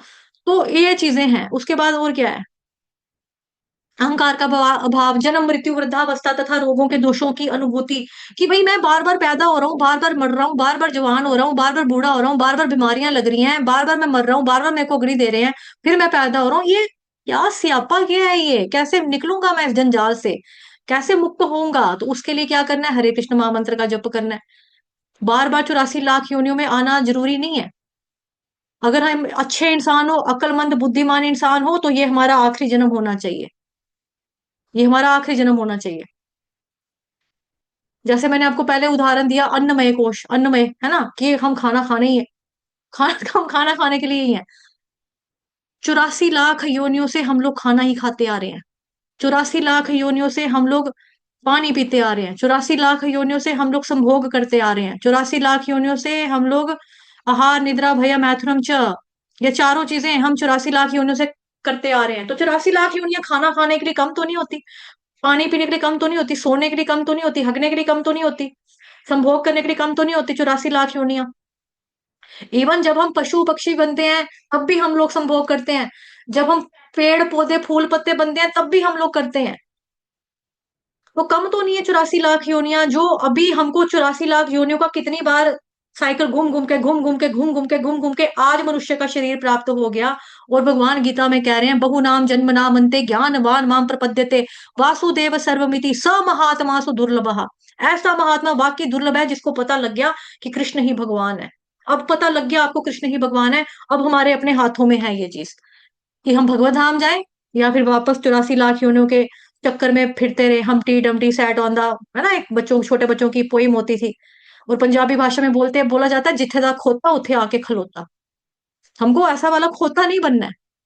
यहाँ से शुरू हुए थे, यहाँ से चले थे घूम फिर के 84 लाख योनियों का चक्कर काट के वापस आ गए जी, ही। अब हम क्या बनेंगे, अब हम कुत्ता बनेंगे। ओके, कुत्ता बन गए, दुम हिला ली, हड्डी मिल गई, खा लिया, फिर मुंह देखेंगे अगले दिन, अब क्या बनेंगे, मर गए, मछली बनेंगे। अंतकाले च मामेव स्मरण मुक्त्वा कलेवरम, भगवान कृष्ण का चिंतन करना है हमको मृत्यु के टाइम पे। लेकिन मृत्यु के टाइम पे चिंतन कर सकें और मृत्यु के टाइम पे भगवान जी का नाम हमारी जुबान पे आ सके, उसके लिए हमको पूरी जिंदगी प्रैक्टिस करनी है, अभ्यास करना है। Life is for preparation, death is final examination. जिंदगी आपको जो मिली है तैयारी करने के लिए मिली है, परीक्षा की तैयारी, मृत्यु के टाइम पे परीक्षा की तैयारी जो होगी आपकी। एक बार क्या होता है, एक आदमी होता है, ठीक है, आपको एक स्टोरी के माध्यम से सुनाऊंगी मैं। एक बार एक आदमी होता है, वो आदमी कौन होता है, मौलवी होता है। जैसे हमारे पंडित होते हैं ना, ऐसे वो मौलवी होता है। तो मौलवी क्या करता है, एक तोता लाता है, तोते को सिखाता है कालिमा शरीफ, कलमा शरीफ सिखाता है। अब जो कलमा शरीफ है वो इनमें बहुत इंपॉर्टेंट, ला इलाहा इल्लल्लाह मोहम्मद रसूल, ये इनका सिखाता है। वो क्यों सिखाता है, कि कल को डेथ होएगी तो काम आएगा। वो तोते को भी सिखाता है, खुद भी वो पढ़ता है, क्योंकि वो मौलवी होता है। अब जैसे हमको पता लग गया मरते वक्त हरे कृष्ण महामंत्र का जप बोलेंगे तो भगवत धाम जाएंगे, ऐसे ही उस मौलवी ने सोचा कि ये भी भगवत धाम जाएगा। अब वो जो तोता था ना वो मर गया, मर गया तो उस मौलवी ने जोर जोर से रोना शुरू कर दिया। लोग इकट्ठे हो गए, वो भाई साहब क्यों रो रहे हो, क्या बात होगी? कहते हैं, वो कहते क्यों रो रहे हो? अरे तोते के ऊपर रो रहे हो मौलवी साहब, आप उतना ज्ञान नहीं हो, आप तो कुरान शरीफ का ज्ञान देते हो दुनिया को, लोगों को, और तोते के मरने पे रो रहे हो। चलो कोई बात नहीं, अगर तोते का ही दुख लग रहा है, अफसोस कर रहे हो, हम आपको नया तोता ला कर देते हैं, बोलने वाला तोता ला कर देंगे। वो कहता मैं इसलिए नहीं रो रहा कि मेरा तोता मर गया, तोते की मौत पे नहीं रो रहा हूं मैं। अरे फिर क्यों रो रहे हो? मैं इसलिए रो रहा हूँ क्योंकि मैंने इस तोते को कालिमा शरीफ सिखा के रखा था, लेकिन जैसे ही इस पर बिल्ली ने झपटा मारा तो ये टाएं टाएं करने लग गया। अब मुझे ये डर लग रहा है कि कल को मौत के फरिश्ते, यानी कि हमारी भाषा में यमराज यमदूत, जब हमको लेने के लिए आएंगे तो हमारे मुंह से राम राम निकलेगा या हम भी टाएं टाएं करेंगे तोते की तरह। तो मृत्यु के टाइम पे बहुत ज्यादा तकलीफ होती है, दुख होता है। 40,000 बिच्छुओं का एक साथ काटने का, डंक का जो दर्द पीड़ा होती है वो हम अनुभव करते हैं। ऊपर से कफपात, ये कफ पित्त वात ये आकर हमारे गले में अटक जाती हैं। जो पुराने सियाने लोग होते हैं वो कहते हैं गले का हुटर बज गया, गुग्गू बज गया, इसको नीचे उतारो, जमीन पे उतार तो ही मरने वाला है, उनको पता लग जाता है। उसके बाद जो आपका परिजन होता है, मम्मी आप क्यों जा रहे हो, पापा आपके बिना मैं सो नहीं सकता, आप कहाँ जा रहे हो, अभी तो मैं पढ़ रहा हूँ, मैं तो सेटल भी नहीं हुआ, आपने भैया बहन की शादी भी नहीं की, पापा मत मरो, पापा नहीं जाओ हमको छोड़कर, हम कैसे जिएंगे। ऊपर से मम्मी, ओ तू मत जा ऐसे, मत जा, मेरे को कांधा कौन देगा, मेरे को अग्नि कौन देगा, और रोने धोने वाला माहौल, 40,000 बिच्छुओं का डंक, और ऊपर से आपका शरीर की कष्ट पीड़ा, आंखों के सामने सारी फ्लैश चलती है, पूरी जिंदगी की आपकी पिक्चर एकदम से चलती है ऐसे ऐसे कर कर। ऐसे में अंतकाले च मामेव स्मरण मुक्त्वा कलेवरम, जबकि आपने जिंदगी भर नाम ना लिया हो, तो पॉसिबल है? बिल्कुल पॉसिबल नहीं है, बिल्कुल भी पॉसिबल नहीं है ये करना। तो हमें क्या करना है, तभी मैं बोल रही हूँ life is for preparation, death is final examination. अंतिम समय में आपके मुंह से तोते की तरह टाए टाए निकलेगा, ये मतलब ओए बड़ी दर्द है, ओए डॉक्टर साहब सुई मत लगाना, ओ बड़ा पीड़ है, ए यहाँ पे सुई खोबी है, यहाँ पे पाइप लगा रहे हैं, क्या कर रहे हो, या फिर उधर चीखे मार रहे हैं, छोटे बच्चे रो रहे हैं आपके, उसका दुख दर्द से देखेंगे, या अपने आप को जो 40,000 बिच्छुओं का डंक लग रहा है उसको महसूस करेंगे। राम का नाम कहाँ से निकलेगा? तो जीते जी ही हमें भगवान का नाम लेना है। भगवान जी को फ्रेश फूल जो होते हैं वो चरणों में चढ़ाए जाते हैं, बे फूल कोई नहीं चढ़ाता। बे फूल समझ, बासे फूल कोई नहीं चढ़ाता। कोई फूल अगर मुरझाया होगा, सूखा होगा, सड़ा होगा, तो वो कहाँ से हम चढ़ाएंगे? उसी तरह से हम सूख रहे हैं, हम सड़ रहे हैं, हम दिन ब दिन बूढ़े हो रहे हैं, और हम बोलेंगे बुढ़ापे में जाके भक्ति करेंगे। बुढ़ापे बुढ़ों का काम है भक्ति करना, जवान का काम नहीं है भक्ति करना। तो भगवान के चरणों में तो वो फूल अर्पित किया जाता है जो ताजा ताजा खिला हुआ, ताजा ताजा कली खिली है, हम उसके दीवाने हैं। भगवान कृष्ण को ताजा ताजा खिली हुई कलियां, यानी कि भक्तों को, बच्चों को, अपने छोटे बच्चों को बचपन से ही भक्ति में लगाओ। व्यवहारिक ज्ञान, व्यवहारिक बातें बता रही हूँ पूरा मैं, प्रैक्टिकली अप्लाई करने वाली बातें हैं सारी की सारी यहाँ पे, ठीक है। थोड़ा सा मैं तेज बोलती हूँ क्योंकि मेरी दूसरी क्लास का भी समय हो गया, वहां से भी मैसेज आ रहे हैं, माता जी 4 बजे क्लास थी, 4 बजे, बट मैंने उनको 5 बजे का टाइम दिया आज। लेकिन चलो कोई नहीं, ठीक है। तो यहाँ पर अगला पॉइंट हम पढ़ेंगे, क्या था अगला पॉइंट? क्या बताया अभी मैंने आपको? आत्म संयम बताया, अहंकार के बारे में, जन्म जरा मृत्यु व्याधि की अक्ल होनी चाहिए, बता दिया आपको, है ना। पुनरपि जननम पुनरपि मरणम, ये नहीं करना है हमको, बार बार आना बार बार जाना। अब इस साइकिल को काट दो, अब नहीं आना। पता लग गया भगवान कौन है, वहां जाओ सीधा भगवत धाम में, भगवान के जाके भक्ति करो, सेवा करो। अब वापस आना हमारी मूर्खता हो। अब हमने मूर्ख नहीं बनना, बड़ा पागल बन लिया हमने, बड़ा पागल बन लिया, अब और पागल नहीं बनना है, ठीक है। तो इसी तरह से इसमें और भी बड़ी सारी क्वालिटीज बताई जा रही हैं। अपने बच्चों से, घर स्त्री अन्य वस्तुओं की ममता से मुक्ति, ये मेरा मेरा मेरा, तेर मेर छोड़ दो, ठीक है। वैराग्य, सेक्रीफाइस करना सीखो। भगवान कृष्ण की प्रसन्नता के लिए हमको सेक्रीफाइस करना है, कृष्ण की प्रसन्नता के लिए हमको क्या करना है, सेक्रीफाइस करना है। हमको साधु बनना है, स्वादु नहीं बनना, ठीक है। कृष्ण की प्रसन्नता के लिए जैसे हमें करना है कुछ चीजें, अब ऐसी करेंगे हम जो भक्ति के लिए अच्छी नहीं है, उनका हमें त्याग करना पड़ेगा। तो वो हमें वैराग्य उसी चीज में लेना। जैसे मान लो कि आपको नेटफ्लिक्स पे रात को 2 2 3 3 बजे तक पिक्चरें देखना बड़ा पसंद है, लेकिन आप उसको छोड़ोगे, क्यों छोड़ोगे? क्योंकि कृष्ण की प्रसन्नता के लिए आपको छोड़ना है, और वो चीज आपको भक्ति में आगे बढ़ाएगी, तो छोड़ दो। आपको पसंद है बाहर जाके नॉनवेज खाना, छोड़ दो। भगवान उससे खुश नहीं होंगे। जो भगवान, जिस भगवान ने हमको पैदा किया, उसी भगवान ने ये आपका मुर्गी बकरी को भी पैदा किया। आपके अंदर अगर आत्मा परमात्मा है, उस बेचारे के अंदर भी आत्मा परमात्मा है। भगवान कभी खुश नहीं होंगे एक बच्चे को डाइट खिलाने के लिए दूसरे बच्चे का कत्ल किया जाए। कौन सा पापा ऐसा चाहेगा संसार में? कोई पापा ऐसे नहीं चाहते, तो वो तुम्हारे परम पिता है, वो क्यों चाहेंगे ऐसा, ठीक है। तो छोटी छोटी ये क्वालिटीज यहाँ पर बताई जा रही हैं कि अच्छी और बुरी बुरी घटनाओं के प्रति समभाव रहना, कि कुछ अच्छा मिल गया ये, कुछ बुरा मिल गया अब दिल ही टूट गया, हम जी कर क्या करेंगे, मर ही जाते हैं। ऐसी नई चीजें हमको लानी है। मेरे प्रति अनन्य भाव, यानी कृष्ण भगवान की जो भक्ति करनी है अनन्य भाव से करनी है, कि कृष्ण ही मेरे हैं। अनन्य का मतलब होता है जो किसी दूसरे की शरण में नहीं जाता, वो चीज करनी है। एकांत स्थान में रहकर हमको भक्ति करनी है, ठीक। एकांत स्थान में रहकर की माला कर रहे हो, ये नहीं है कि टीवी लगा लो, आईपीएल मैच का स्क्रॉल करते करते, मोबाइल देखते देखते, तुलसी वाला ड्रामा देखते देखते साथ में माला करो, ये चीजें नहीं करनी है। इन चीजों का हमें परित्याग करना है, ठीक है। तो भक्ति के लिए जो हमारा अच्छा होगा वो हमने करना है, भक्ति के लिए जो बुरा होगा उसको हमको छोड़ देना है। जन समूह से भी लगाव, जन समूह से भी लगाव का मतलब जो भक्त आपको भगवान की तरफ ना लेके जाए, उनसे थोड़ा सा डिटैचमेंट चाहिए। ये नहीं है कि ऐसा वाला दोस्त बनाना है अपना, ओ चल यार, हेलो, ओ चल लोए, चल पकोड़े खा के आने हैं बाजार, केड़े पकोड़े, ओ मीट ते पकोड़े, मछली ते पकोड़े खाने, चल चल मछली के पकोड़े खाने के लिए उसके साथ चल पड़े।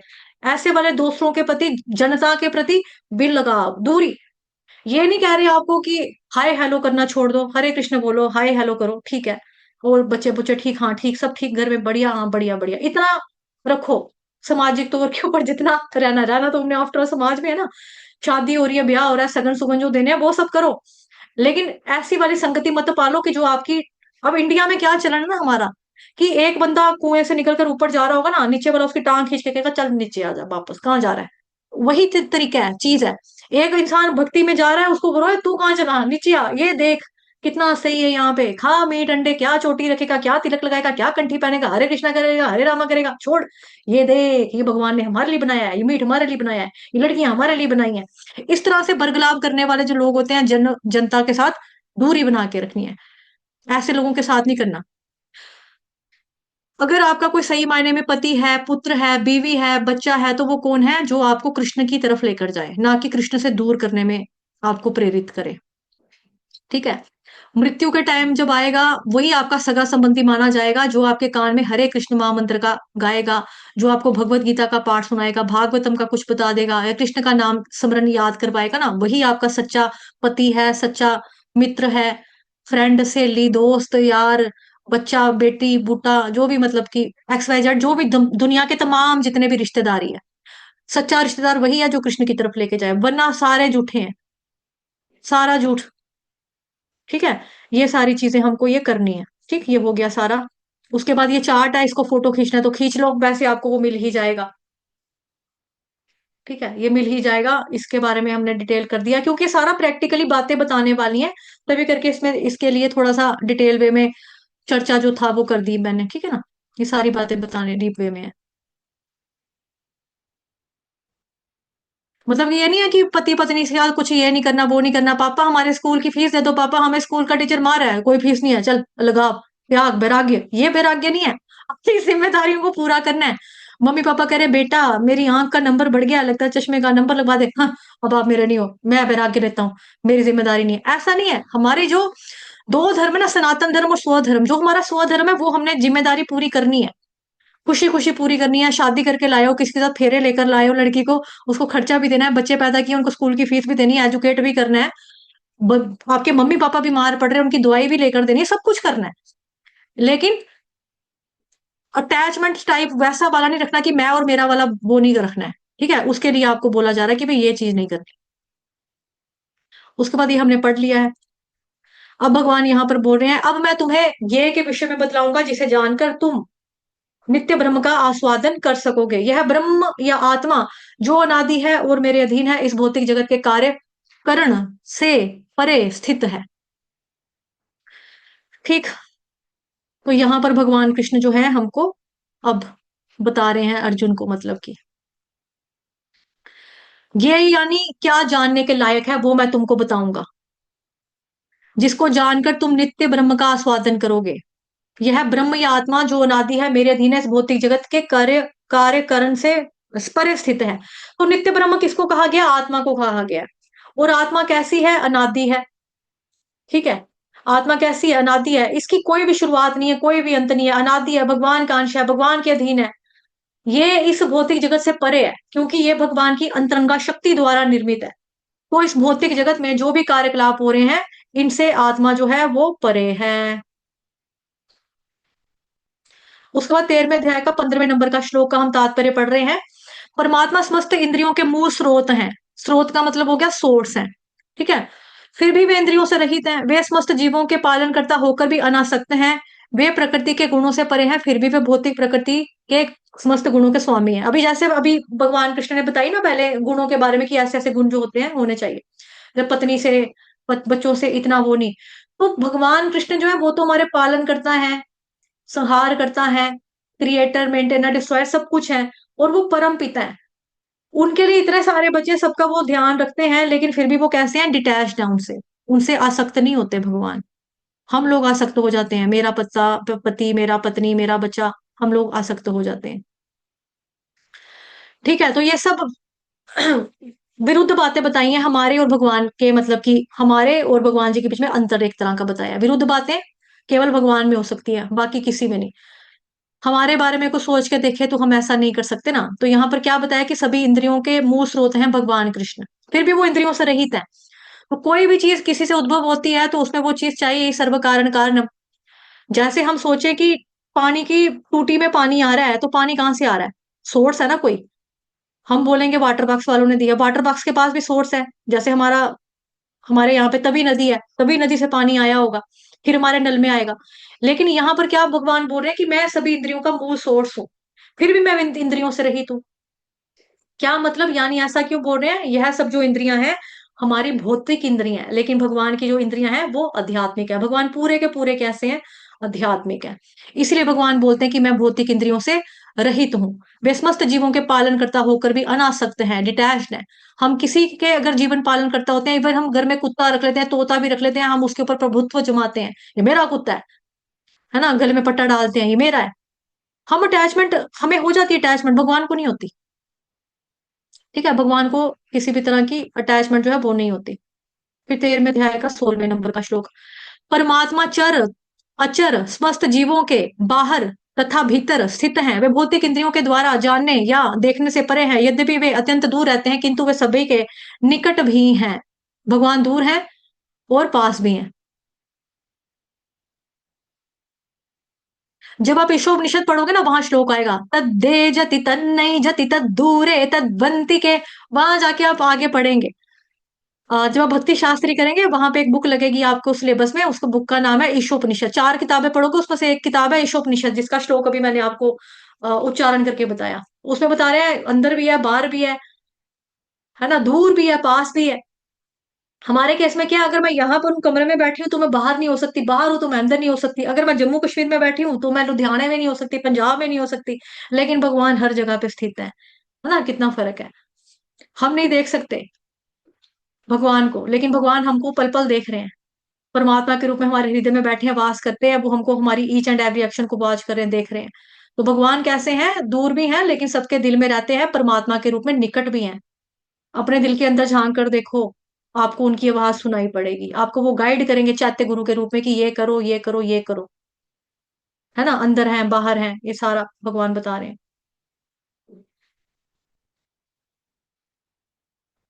फिर आगे क्या है? परम सत्य चर अचर समस्त जीवों के बाहर तथा भीतर स्थित हैं। सूक्ष्म होने के कारण वे भौतिक इंद्रियों के द्वारा जानने या देखने के योग, देखने से परे हैं। यद्यपि वे अत्यंत दूर रहते हैं, वे सबके निकट भी हैं। ये तो पढ़ लिया मैंने। 16 भी यही था। 16 निकट भी हैं, ये यही तो पढ़ा है ना, वही रिपीट किया हुआ है। अच्छा एनीवे, चलो आप ये फोटो देख सकते हो। इस फोटो में आपको क्या नजर आ रहा है? तस्वीर में आप देख पा रहे हो कि ये जो वो है, देखो सोचने की बातें हैं, मतलब इस पे हम 2-3 वे से चर्चा कर सकते हैं। फोटो अब आप लोगों ने दिमाग में डाल ली ना अपने। एक तो आपको मालूम है इंसिडेंट, जो भागवतम महापुराण की जो कथा आती है ना, उसमें परीक्षित महाराज जो कथा श्रवण कर रहे हैं। तो परीक्षित महाराज जब दुनिया में नहीं आए थे, उनकी जब माता प्रेग्नेंट थी, उत्तरा का गर्भ, अभिमन्यु की वाइफ थी वो, अर्जुन का पोता है परीक्षित महाराज। तो अर्जुन का बेटा अभिमन्यु, अभिमन्यु का आगे प्रेग्नेंट वाइफ होती है उत्तरा, उसका जो बेटा होता है ना, ये पेट में होता है, माँ की कोख में होता है। तो इसको मारने के लिए अश्वत्थामा क्या करता है? ब्रह्मास्त्र छोड़ देता है। तो भगवान कृष्ण से जब रिक्वेस्ट की जाती है, गुजारिश की जाती है कि भाई मैंने तो दुनिया देखी है, जो भी है, मेरा तो हस्बैंड भी मर गया, लेकिन मेरे बच्चे ने क्या किया? ये तो दुनिया में नहीं आया, प्लीज इसकी जान बचाओ। कुंती माता प्रार्थना करती है, तो भगवान कृष्ण खुद उत्तरा के गर्भ में उतर गए, वहां पे जाके परीक्षित महाराज की वो रक्षा करते हैं। सिमिलरली अगर हम देखें तो भगवान हम सबकी रक्षा माँ की कोख के अंदर करते हैं ना। और देखो भगवान ने कितना कलाकारी, कैसी कारीगरी है। हम लोग यहाँ पे दुनिया में देखते हैं बुर्ज खलीफा, देखो क्या वाह वाह वाह, क्या बिल्डिंग बनाई है इंजीनियर ने, क्या कारीगर होगा। ताजमहल बनाया, वाह वाह वाह, क्या ताजमहल बना दिया। अभी कोई अंदरूनी कारीगरी के बारे में अगर सोचे तो भगवान से बड़ा कारीगर कौन है? कोई भी नहीं है। भगवान, एक माता जब गर्भवती होती है तो बच्चा जब उसकी कोख में आता है, तो भगवान ने एक पाइप के जरिए उसके खाने का, खुराक का इंतजाम किया हुआ है कि पेट के अंदर बच्चा जो 9 महीने पलने वाला, उसको रोटी तो मिलेगी कम से कम, वो तभी तो डेवलप होगा। मतलब इतने से इतना इतना बड़ा बनता है, 9 महीने 10 दिन तक बच्चा पेट में रहता है ना, प्लास्टिक की थैली के बीच में रहता है। हिल डुल नहीं सकता, ठीक है, लेकिन खाना उसको मिल रहा है, फीड उसको मिल रही है, जब जो उस चीज उसकी मम्मा खाएगी वो उसको बच्चे के अंदर, बच्चे को माँ के थ्रू मिल रही है। पास ही में से सुसु निकलता है, पास ही में से पॉटी निकलती है, लेकिन बच्चा सुसु पॉटी तो नहीं खा रहा। ये कारीगरी है ना भगवान की। पास में कोई चीज, नदी नाला बह रहा है, लेकिन उसका कोई सेवन नहीं कर रहा। ये भगवान की रचना है। तो सोचा जाए तो कितना कलाकारी है ये। बच्चा जैसे ही पैदा होता है, घंटे के अंदर अंदर, 2-3 मिनट के अंदर अंदर माँ के स्तनों में से दूध निकल आता है कि बच्चा पैदा हुआ, इसको दूध माँ का मिल जाएगा।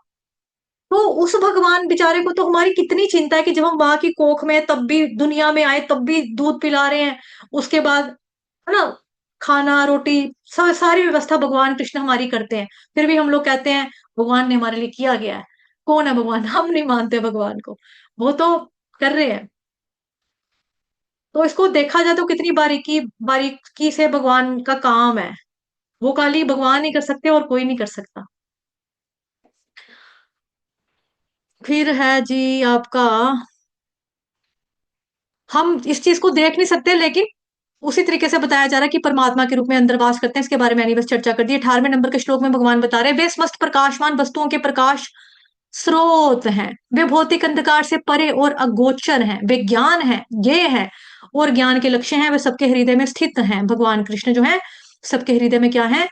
स्थित हैं। सर्वस्य चाहं हृदि सन्निविष्टो मत्तः स्मृतिर्ज्ञानमपोह च वेदैश्च सर्वैरहमेव वेद्यो वेदांत कृद्वेद वेदेव चाहम। परसों आप इस श्लोक को पढ़ोगे, 15वें अध्याय का 15वें नंबर का श्लोक है, जिसमें भगवान कह रहे हैं कि मैं सभी प्राणियों के हृदय में परमात्मा के रूप में वास करता हूँ। मुझसे ही ज्ञान, मुझसे ही स्मृति, मुझसे ही विस्मृति होती है। वेदों में जो ज्ञान दिया है वो मेरे बारे में दिया है। वेदों का संकलन करता मैं हूँ। वेदों में जानने, किसको जानना है, किसके बारे में बताया, वो मेरे बारे में बताया है। कोई चीज अगर दुनिया में जानने के योग्य है तो वो मैं हूं, जो आपको वेद भी बता रहे हैं। ठीक, तो ये भी हम पढ़ेंगे। तो ये क्या पढ़ा, मतलब हमने 18वें नंबर का श्लोक। तो सब परमात्मा जो है, मतलब कि हमको ज्ञान दे रहे हैं। सारा सभी तरह का जो ज्ञान आ रहा है, कौन दे रहा है? कृष्ण भगवान दे रहा है हमको ज्ञान। गोविंदम आदि पुरुषम तम हम भजामी। और आपने वो भी सुना होगा ना, आपका वसुदेव सुतं देवं कंस चाणूरमर्दनम देवकी परमानंदं कृष्णं वंदे जगद्गुरुम। कृष्णं वंदे जगद्गुरुम, कृष्ण वंदे जगद्गुरु। कृष्ण ही गुरु है, आदि गुरु कृष्ण भगवान है। ऊपर से आपने ये भी सुना होगा, जिसको भगवत गीता का टर्निंग पॉइंट बोला जाता है, जिस श्लोक को, दूसरे अध्याय का श्लोक, आपने 7वें नंबर का श्लोक पढ़ा था।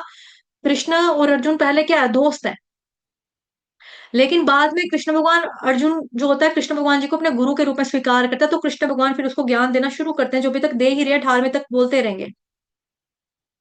दूसरे दूसरे अध्याय का 7वें नंबर का श्लोक, कार्पण्य दोषोपहत स्वभाव पृच्छामि त्वां धर्म सम्मूढ़ चेताः यच्छ्रेयस्यान्निश्चितं ब्रूहि तन्मे शिष्यस्ते हम शाधिमान् त्वां प्रपन्नम।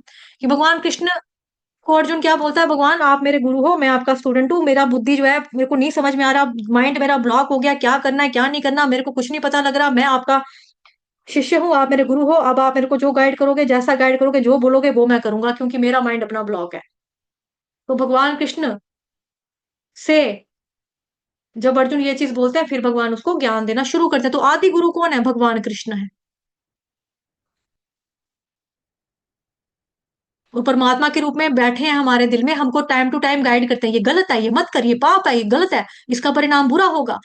अब आपको शुगर है, डॉक्टर ने बोल दिया मिठाई खाओगे तो प्रॉब्लम हो जाएगी, किडनी खराब हो जाएगी। आपका मन करे जलेबियों के अंदर मैं दूध के अंदर गोल गोल के जलेबियां खाऊं, फिर तो, फिर क्या? फिर क्या? भगवान तो गाइड कर रहा है, नहीं नहीं डॉक्टर ने मना किया है। भगवान चैत्य रूप में हमको हर एक बात के बारे में रूप में गाइड करते हैं, हम ही समझ नहीं पाते हैं। इस प्रकार मैंने कर्म, क्षेत्र, शरीर, ज्ञान तथा ज्ञेय का संक्षेप में वर्णन किया है। इसे केवल मेरे भक्त ही पूरी तरह से समझ सकते हैं, और इस तरह से वो मेरे स्वभाव को प्राप्त होते हैं। ठीक है, यानी कि यहाँ पर भी भगवान ज्ञान दे रहे हैं कि ज्ञान योग में हम प्रवेश कर चुके हैं। तो ज्ञान योग के बारे में बताते हो भगवान बोल रहे हैं कि केवल मेरे भक्त ही मुझे समझ सकते हैं। यानी ज्ञान लेने के लिए भी भक्ति का होना, या इंसान का भक्त होना बड़ा ज्यादा जरूरी है। उसके बिना श्रद्धा नहीं होगी तो कहाँ से होगा? श्रद्धा को डेवलप करने के लिए श्रवण करना पड़ेगा ना, ज्ञान लेना पड़ेगा। श्रवण का मतलब क्या है? ज्ञान, नॉलेज करना, ज्ञान हासिल करना, नॉलेज गेन करना। 20वें श्लोक में भगवान कह रहे हैं कि प्रकृति तथा जीवों को अनादि समझना चाहिए। उनके विकार तथा गुण प्रकृति जन्य है। प्रकृति तथा जीवों को क्या समझना चाहिए? कह रहे हैं अनादि समझना चाहिए। हम्म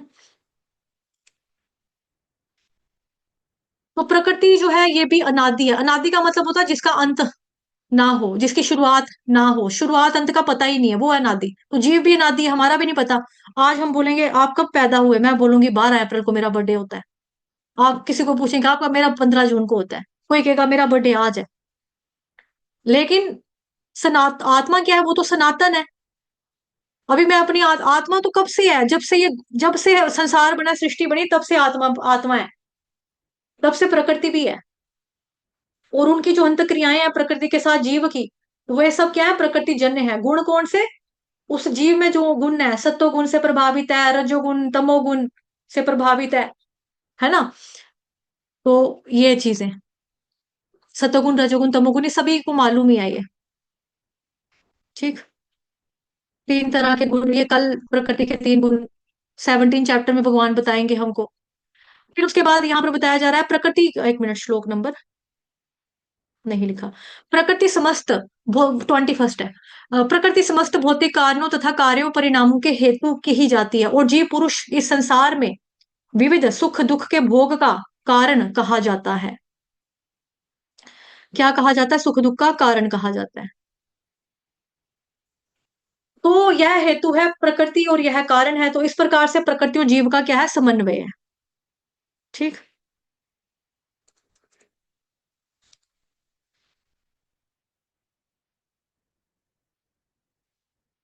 पुरुष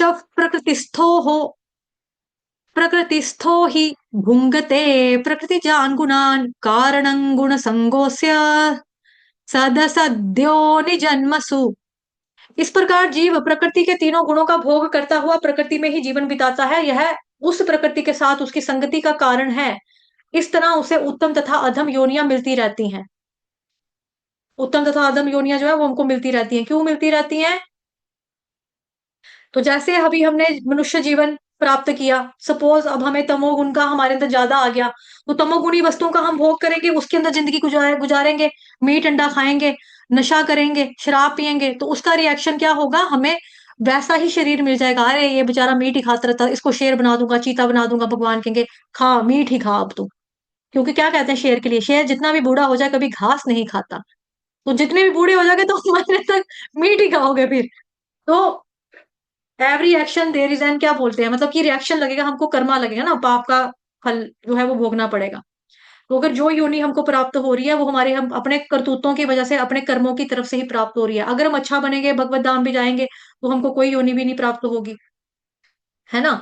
तो अगर हम बड़े ज्यादा राजसी होंगे, पैशनेट होंगे, हे भगवान मैं ये बनता बनता रह गया, अगले जन्म में प्लीज मेरे को प्रधानमंत्री बनाना, प्लीज मेरे को बॉलीवुड का सुपरस्टार बनाना, भगवान कहेंगे ओके तथास्तु बन जा। फिर ऋषि कपूर के घर में पैदा कर देंगे, रणबीर कपूर के घर में पैदा कर देंगे, बन जा हीरो। ऐसा ही होता है। ठीक है। फिर यहाँ पर जी बता रहे हैं 23 में ये बहुत इंपॉर्टेंट श्लोक है। उपद्रष्टानुमंता च भर्ता भोक्ता महेश्वरः परमात्मेति चाप्युक्तो देहेस्मिन् पुरुषः परः। तो भी इस शरीर में एक दिव्य भोक्ता है जो ईश्वर है, परम स्वामी है और साक्षी तथा अनुमति देने वाले के रूप में विद्यमान है, और जो परमात्मा कहलाता है। यहाँ पर भगवान अपने बारे में बता रहे हैं। ठीक है। तो आप लोगों को याद होगा, मैंने शुरुआत में भी बोला ना आपको कि आपने के 2nd चैप्टर में वो फोटो देखी होगी कि एक पेड़ है, पेड़ के ऊपर 2 तोते बैठे हैं, है ना? एक तोता फ्रूट खा रहा है, एक तोता जो है नॉर्मली चुप करके उसको देख रहा है। तो जो चुप करके नॉर्मली देखने वाला तोता है वो कौन है? वो परमात्मा है। और जो खा रहा है फल को, वो कौन है? हम भोग कर रहे हैं, रसगुल्ले खा लें, जलेबियां खा लें, कुछ भी खा लें, मतलब कुछ भी इंजॉयमेंट कर रहे हैं वो हम कर रहे हैं। तो परमात्मा जो है वो हमारा इंतजार कर रहा है कि कब वो हम उसकी तरफ देखेंगे, मुड़ेंगे, कब हम भगवत गीता खोलेंगे, कब हम भागवतम पढ़ेंगे, कब हम हरे कृष्ण महामंत्र का जप करेंगे। तो ये परमात्मा तो इसी आस में बैठे हुए हैं। अब हमारी अपनी वो है कि हमें पता होना चाहिए कि परमात्मा क्या चाहता है। तो हमें फटाफट से भक्ति में लग जाना चाहिए। व्यवहारिक ज्ञान दे रही हूँ दोबारा से। ठीक है, भक्ति में लगना चाहिए, इसी मतलब यही है। तो भगवान हमारी जैसे यहाँ पे लिखा है कि सैंक्शन भी करते हैं, विटनेस भी हैं, सब चीजों के साक्षी भी हैं, और जो आपको चाहिए वो आपको अनुमति भी देते हैं कि ठीक है तथास्तु। तो कौन है? भगवान कृष्ण है। ठीक। फिर उसके बाद आपको बोल रहे हैं यहाँ पे 24 नंबर के श्लोक में बता रहे हैं, जो व्यक्ति प्रकृति जीव तथा प्रकृति के गुणों की अंतक्रिया से संबंधित इस विचारधारा को समझ लेता है, उसे मुक्ति की प्राप्ति सुनिश्चित, उसे मुक्ति की प्राप्ति सुनिश्चित है। उसका वर्तमान स्थिति जैसे भी हो, लेकिन यहाँ पर उसका पुनः जन्म नहीं होगा। तो कई बार हमारे मन में आता है ना कि भाई हम तो इतने पापी हैं, हम कहाँ जाएंगे भगवान के धाम में, हमने इतने पाप किए, हम कहाँ ले सकेंगे भगवान का नाम। क्या हम भगवान का नाम लेंगे? आज तक हमने जितने पाप किए, मीट अंडे खाए, जो कुछ भी गलतियां की, क्या भगवान उसे माफ कर देगा? भगवान बता रहे हैं यहाँ पर उसका पुनः जन्म नहीं होगा। जो इस प्रकृति के गुणों की अंत क्रिया से संबंधित इस विचारधारा को समझ लेता है कि प्रकृति के 3 गुणों से हमको ऊपर उठना है, जो इस बात को समझ लेगा, उसका दोबारा मृत्यु लोक में कभी भी जन्म जो है वो नहीं होगा। ठीक है, वो कभी नहीं आएगा। ठीक, पुनर्जन्म नहीं होगा उसका। फिर यहाँ पर आप देख रहे हो फोटो की भागवतम की कथा चल रही है।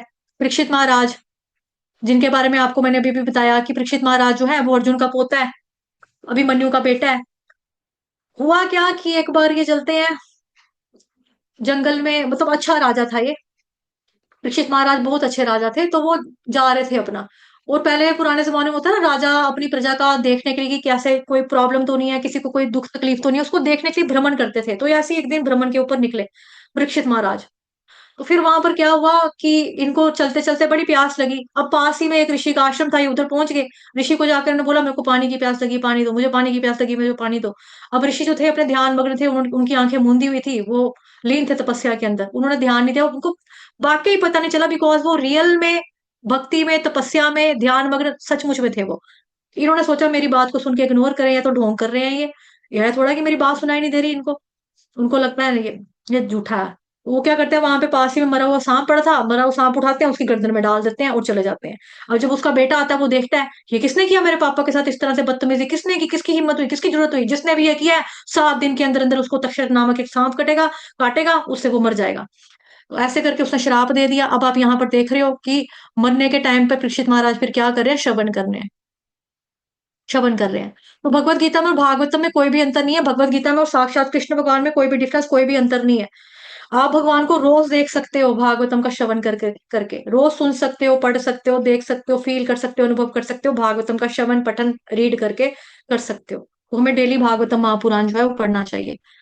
ठीक है, भागवतम महापुराण का एक एक श्लोक जो है वो आपको शुद्ध करता है, आपका हृदय को परिवर्तन करता है।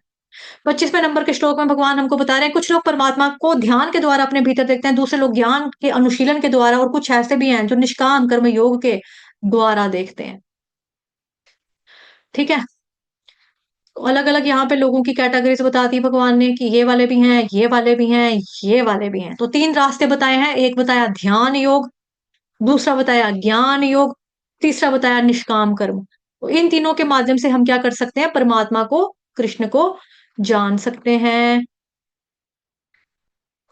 ऐसे भी लोग हैं जो यद्यपि आध्यात्मिक ज्ञान से अवगत नहीं होते, पर अन्यों से परम पुरुष के विषय में सुनकर उनकी पूजा करने लगते हैं। ये लोग भी प्रमाणिक पुरुषों श्रवण करने की मनोवृत्ति होने के कारण जन्म तथा मृत्यु पथ को पार कर जाते हैं।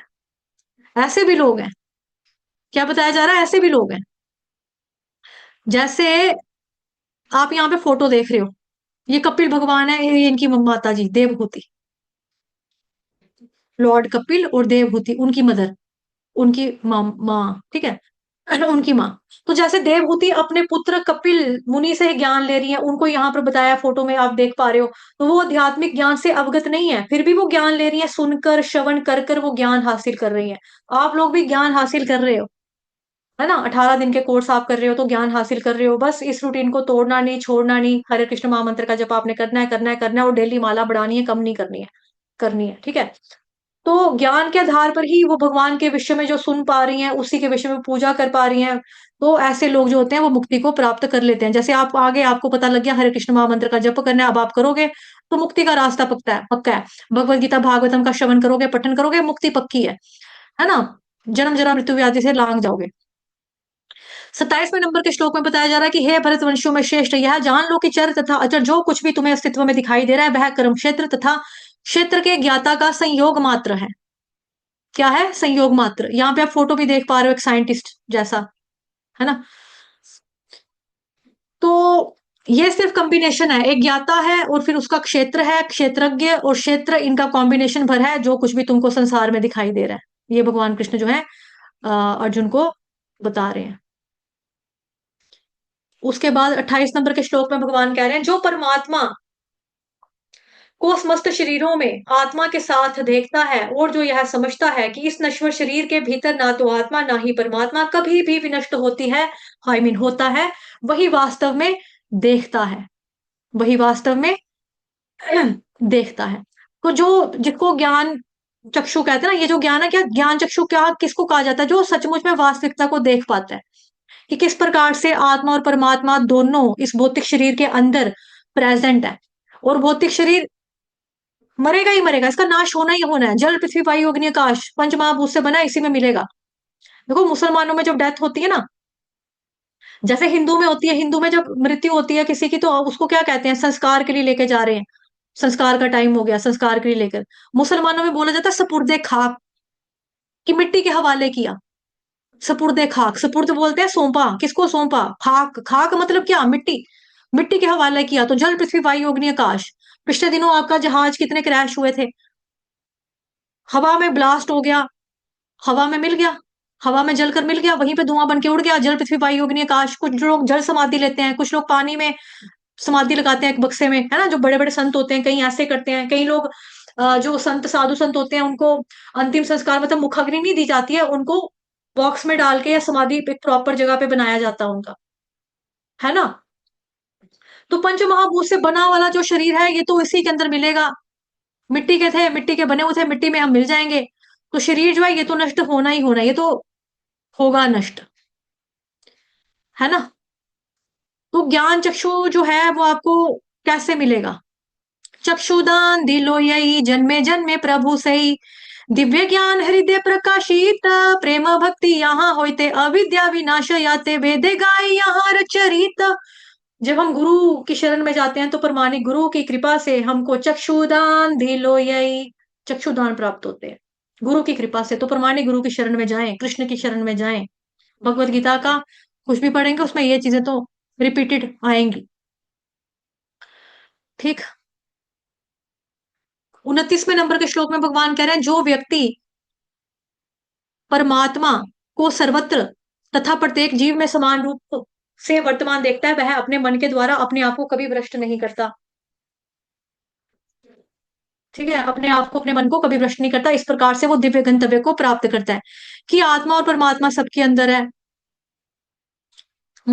कि आत्मा और परमात्मा जो है वो सबके अंदर है।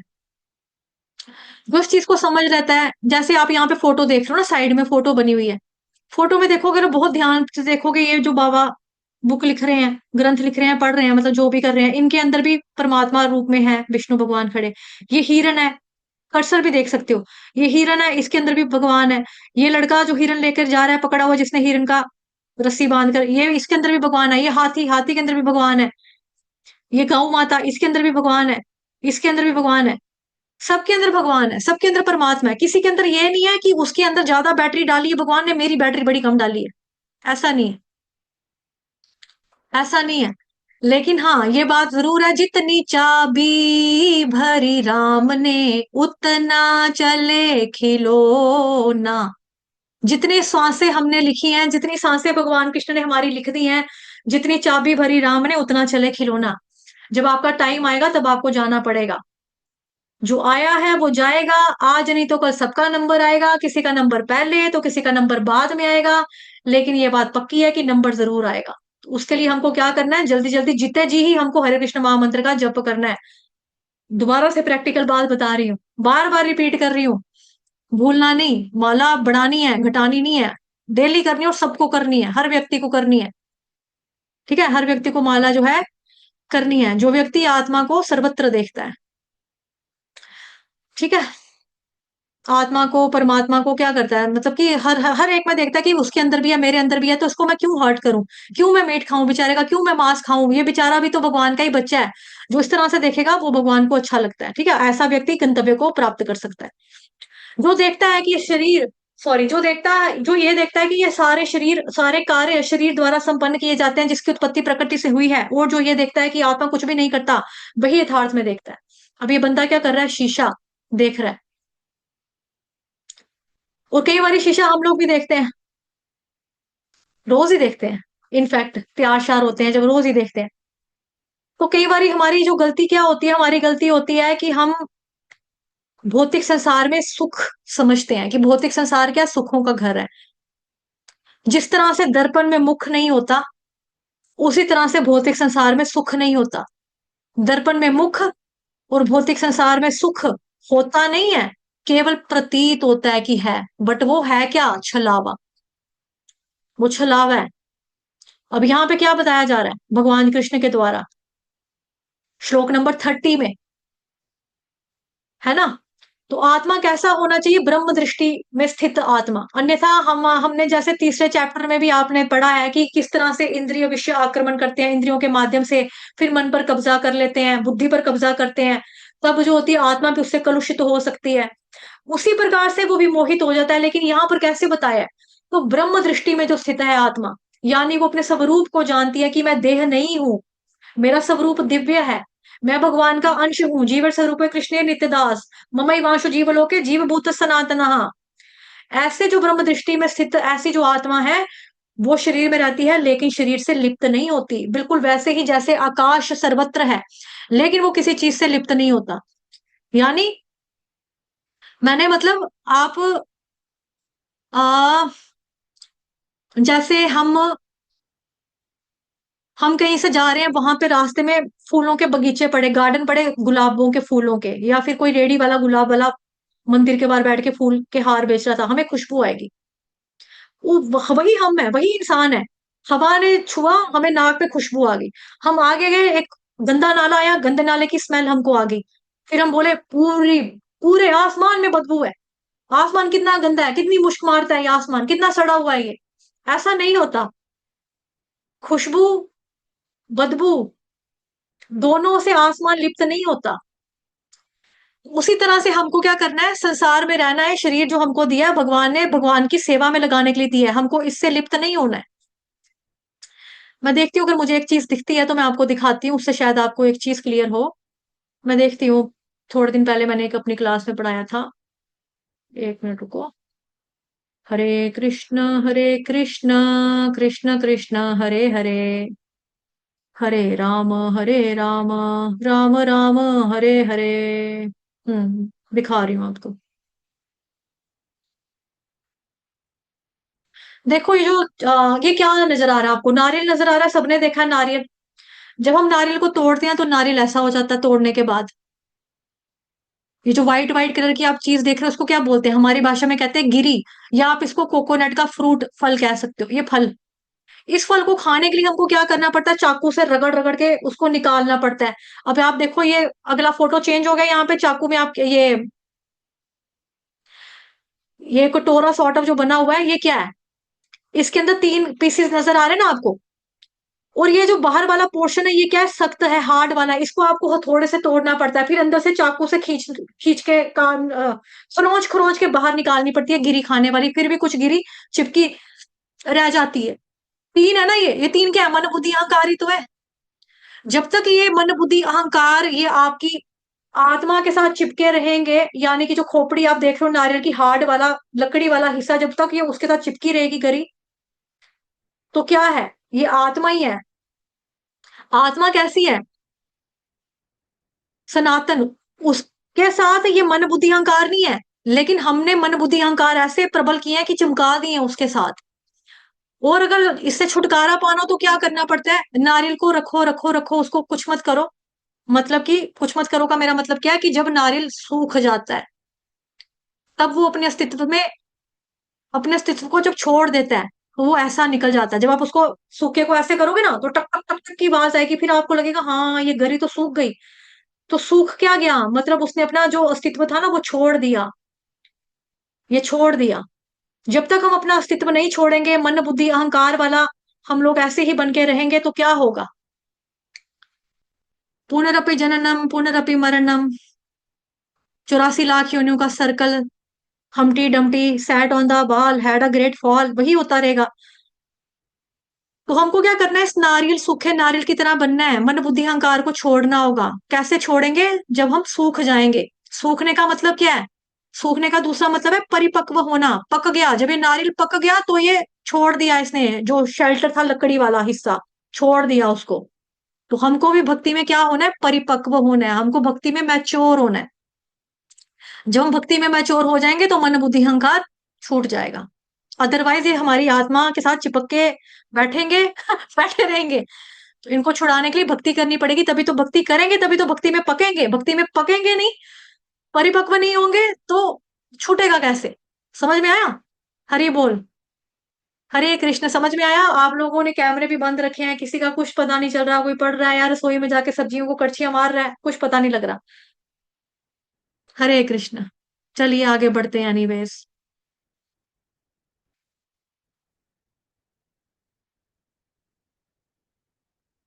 हम्म ये पावर पॉइंट की प्रेजेंटेशन बंद कर देंगे हम, ठीक है। तो इसी तरह से जो आपको बताया ये हो गया। ये तो 33 नंबर का श्लोक, यद्यपि आकाश सर्वव्यापी है किंतु अपनी सूक्ष्म प्रकृति के कारण किसी वस्तु में लिप्त नहीं होता। यही मैंने आपको एग्जाम्पल दी ना, अभी उदाहरण दिया। आकाश सर्वत्र फैला हुआ है, हम आकाश को ये दोष नहीं दे सकते, अरे पूरा का पूरा बदबू होगी आकाश में, देखो पूरे के पूरे गुलाब की खुशबू होगी, स्मेल होगी, स्मेल होगी। आकाश का कोई कसूर नहीं है, वो खुशबू आ रही है, खुशबू को ले रहा है, बदबू आ रही है, बदबू को ले रहा है, सभी चीजें वो ले रहा है, सभी चीजें वो ले रहा है, लेकिन लिप्त नहीं हो रहा। उसी तरह से हमको भी इस संसार में रहते हुए कार्य करने हैं। शरीर अगर मिला है, शरीर का ध्यान रखना है, सजाना है, जो कुछ भी करना है। शरीर को रोटी चाहिए, खिलाओ ताकि भक्ति कर सके।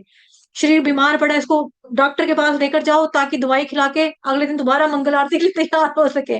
इसके लिए हमको शरीर मिला है, लुल्लू पुचू करने के लिए शरीर थोड़ा मिला है हमको, ठीक है। तो ये चीज मैंने आपको पहले ही बता दी। 34वें नंबर के श्लोक में भगवान बता रहे हैं, हे भरत पुत्र, जिस प्रकार सूर्य अकेले सारे ब्रह्मांड को प्रकाशित करता है, उसी प्रकार शरीर के भीतर स्थित एक आत्मा सारे शरीर को चेतना से प्रकाशित करती है। ये तो आपने सेकंड चैप्टर में डीप वे में इस चीज को भी समझाई है ना। जैसे किसी की डेथ होती है, लोग कहते हैं ये छोड़ के चला गया, कोई बोले कहाँ छोड़ के चला गया अंकल, कहाँ गए अंकल, ये तो लेटे हैं। ओ नहीं, ये तो शरीर है, ये तो बॉडी है। जब तक आप जिंदे होते हो, आप हॉस्पिटल में जाते हो, आपका क्या बोलते हैं उसको, जैसे ही जब हॉस्पिटल में जाते एक पर्ची, एंट्री, जिसमें हमारा नाम लिखते हैं, क्या बोलते हैं उसको, एक वर्ड है ना उसके लिए, पेशेंट की डिटेल वाला जो पर्चे फॉर्म शाम हम भरते हैं, उसके ऊपर नाम लिखा जाएगा। हाँ, सर्वांग सुंदरी देवीदासी आ गई हमारे अस्पताल में। अब अगर मैं मर गई तो वहां पे क्या होगा, ये बॉडी को उठाओ, ये कौन है, इस बॉडी का, इस बॉडी के साथ कौन है, मुझे कैसे जाना जाएगा, एक बॉडी के नाम से, एक बॉडी के नाम से मेरे को जाना जाएगा, है ना। तो बॉडी जो है, अगर मैं इस वक्त अपना बोल पा रही हूँ, देख पा रही हूँ, महसूस कर पा रही हूँ, हाथ उठा पा रही हूँ, हिला पा रही हूँ, ताली बजा पा रही हूँ, गोल गोल घुमा पा रही हूँ, सिर को घुमा पा रही हूँ, क्यों घुमा पा रही हूँ, क्योंकि मेरे अंदर चेतना है, मेरे अंदर आत्मा है, मेरे अंदर परमात्मा है। जिस दिन ये निकल जाएंगे तो मैं क्या हो जाऊंगा, डेड मटेरियल, डेड, डेड। हम पहले भी मिट्टी ही हैं, हम बाद में भी मिट्टी ही हैं, मरने से पहले भी मिट्टी है, और शरीर जो है मरने के बाद भी मिट्टी है।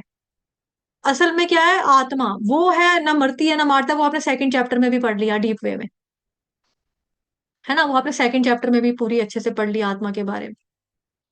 तो अगर कोई बोले अच्छा, किस किस से बनता है हमारा शरीर, कैल्शियम से बनता है, मैग्नीशियम, फास्फोरस, और भी बड़ी सारी आइटमें आती हैं, मतलब मुझे ना साइंस के सारे वर्ड्स नहीं आते, आप लोगों को पता है। मैं बोलूं अच्छा, मैं बढ़िया क्वालिटी वाला कैल्शियम लेकर आऊंगी, अच्छा मैं बढ़िया क्वालिटी वाला फास्फोरस लगा के लेकर आऊंगी, तो मैं सारे मसाले, लिक्विड, चूरन, मतलब पाउडर, पाउडर की शेप में पूरा कुछ लेकर आ गया बाजार से, दुकान से, अच्छी क्वालिटी वाला देना अंकल, अच्छी क्वालिटी वाला देना, हाँ हाँ, इससे मैं एक नया शरीर बनाऊंगी। शरीर इसी से बना है, नया शरीर बना देंगे। आत्मा कहाँ से डालेगा कोई उसके अंदर, आत्मा डलेगी तो वो काम करेगा, नहीं तो वो पुतला लेटा रहेगा, ऐसे करके बुत की तरह लेटा रहेगा। दुकानों में जब हम जाते हैं, कपड़ों के डम्मी नहीं देखते, वैसे ही बने रहेंगे हम।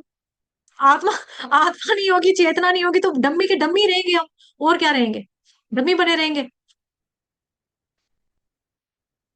तो चेतना जो आत्मा की वजह से पूरी बॉडी को प्रकाशित होता है, जिसकी वजह से हाथ हिल रहा है, कोई बोल पा रहा है, नाच पा रहा है, गा पा रहा है, सो पा रहा है, खेल पा रहा है, आत्मा की वजह से ही है। जो लोग ज्ञान के चक्षु से शरीर तथा शरीर के ज्ञाता के अंतर को देखते हैं, वो और भव बंधन से मुक्ति की विधि को जानते हैं, उन्हें परम लक्ष्य प्राप्त होता है। उन्हें परम लक्ष्य प्राप्त होता है। तो यहाँ पे भी भगवान ने बता दिया, ज्ञान के चक्षु से देखो। भगवान जी को देखना है तो भौतिक आंखों से नहीं देख पाओगे, भौतिक आंखों से नहीं देख सकते हम भगवान को। कैसे देख सकेंगे? ज्ञान की आंखों से देख पाएंगे। तो यहाँ पर बताया ज्ञान के चक्षु से, शरीर के जो अंदर बैठा परमात्मा है, ज्ञाता है, शरीर भौतिक है, उसके अंदर आत्मा स्थित है, ये दोनों भिन्न भिन्न है। और जो ये ज्ञान के माध्यम से देख पाता है, वही भव बंधन से मुक्त कैसे होना, आजाद कैसे होना, यहाँ से भागना कैसे, उसको पता लगता है। ठीक है। फिर उसके बाद बताया जा रहा है जी, बस खत्म हो गया ये। प्लीज कोई बच्चा पढ़ ले, मैं थक गई। कोई पढ़ना चाहेगा? अब अगली क्लास भी है मेरी। ओके, साधना पांडे माता जी, पढ़ लो माता जी, हरे कृष्ण, पढ़ लो। इस 13वें अध्याय का तात्पर्य यही है कि मनुष्य को शरीर शरीर के स्वामी तथा परमात्मा के अंतर को समझना चाहिए। उसे श्लोक 8 से लेकर 12 तक में वर्णित मुक्ति की विधि को जानना चाहिए, माता तभी जी यह माइक थोड़ा सा पास रखो, परम थोड़ा गति मोबाइल तभी को वह पास परम रखो, आवाज कम आ रही है। जी हरे कृष्ण माता जी। हाँ इस हाँ, आवाज थोड़ी 13वें कम आ रही है। अध्याय का तात्पर्य यह है। हेलो जी माता जी। जी, आ रही है आवाज? हाँ हाँ, कम आ हाँ, रही है। इस कम आ रही, मैंने तो पूरा करके रखा माता जी। हेलो हेलो हरे हाँ कृष्ण माता माता जी, जी। पढ़िए पढ़िए, थोड़ा जोर से पढ़िए। जी जी माता जी। इस 13वें अध्याय का तात्पर्य यही है कि मनुष्य को शरीर शरीर के स्वामी तथा परमात्मा के अंतर को समझना चाहिए। उसे श्लोक 8 से लेकर 12 तक में वर्णित मुक्ति की विधि का को जानना चाहिए, तभी वह परम गति को प्राप्त हो सकता है। श्रद्धालु को चाहिए कि सर्वप्रथम वह ईश्वर का श्रवण करने के लिए सत्संगति करे और धीरे धीरे प्रबुद्ध बने। यदि गुरु स्वीकार कर लिया जाए तो पदार्थ तथा आत्मा के अंतर को समझा जा सकता है और वही अग्रिम आत्म साक्षात्कार के लिए शुभारंभ बन जाता है। गुरु अनेक प्रकार के उपदेशों से अपने शिष्यों के को देहात्म बुद्धि से मुक्त होने की शिक्षा देता है। उदाहरणार्थ भगवत गीता में कृष्ण अर्जुन को भौतिक बातों से मुक्त होने के लिए शिक्षा देते हैं। मनुष्य यह तो समझ सकता है कि यह शरीर पदार्थ है और इसे 24 तत्वों में विश्लेषित किया जा सकता है। शरीर स्थूल अभिव्यक्ति है और मन तथा मनोवैज्ञानिक प्रभाव सूक्ष्म अभिव्यक्ति है। जीवन के लक्षण इन्हीं तत्वों की अंतःक्रिया विकार हैं, किंतु इनसे भी ऊपर आत्मा और परमात्मा है। आत्मा तथा परमात्मा दो है। यह भौतिक जगत आत्मा तथा 24 तत्वों के संयोग से कार्यशील है। जो संपूर्ण भौतिक जगत की इस रचना को आत्मा तथा तत्वों के संयोग से हुई मानता है और परमात्मा की स्थिति को भी देखता है, वही वैकुंठ लोक जाने का अधिकारी है, बन पाता है। ये बातें माता जी दिख नहीं रहा है नीचे का, ये बातें चिंतन तथा साक्षात्कार की हैं।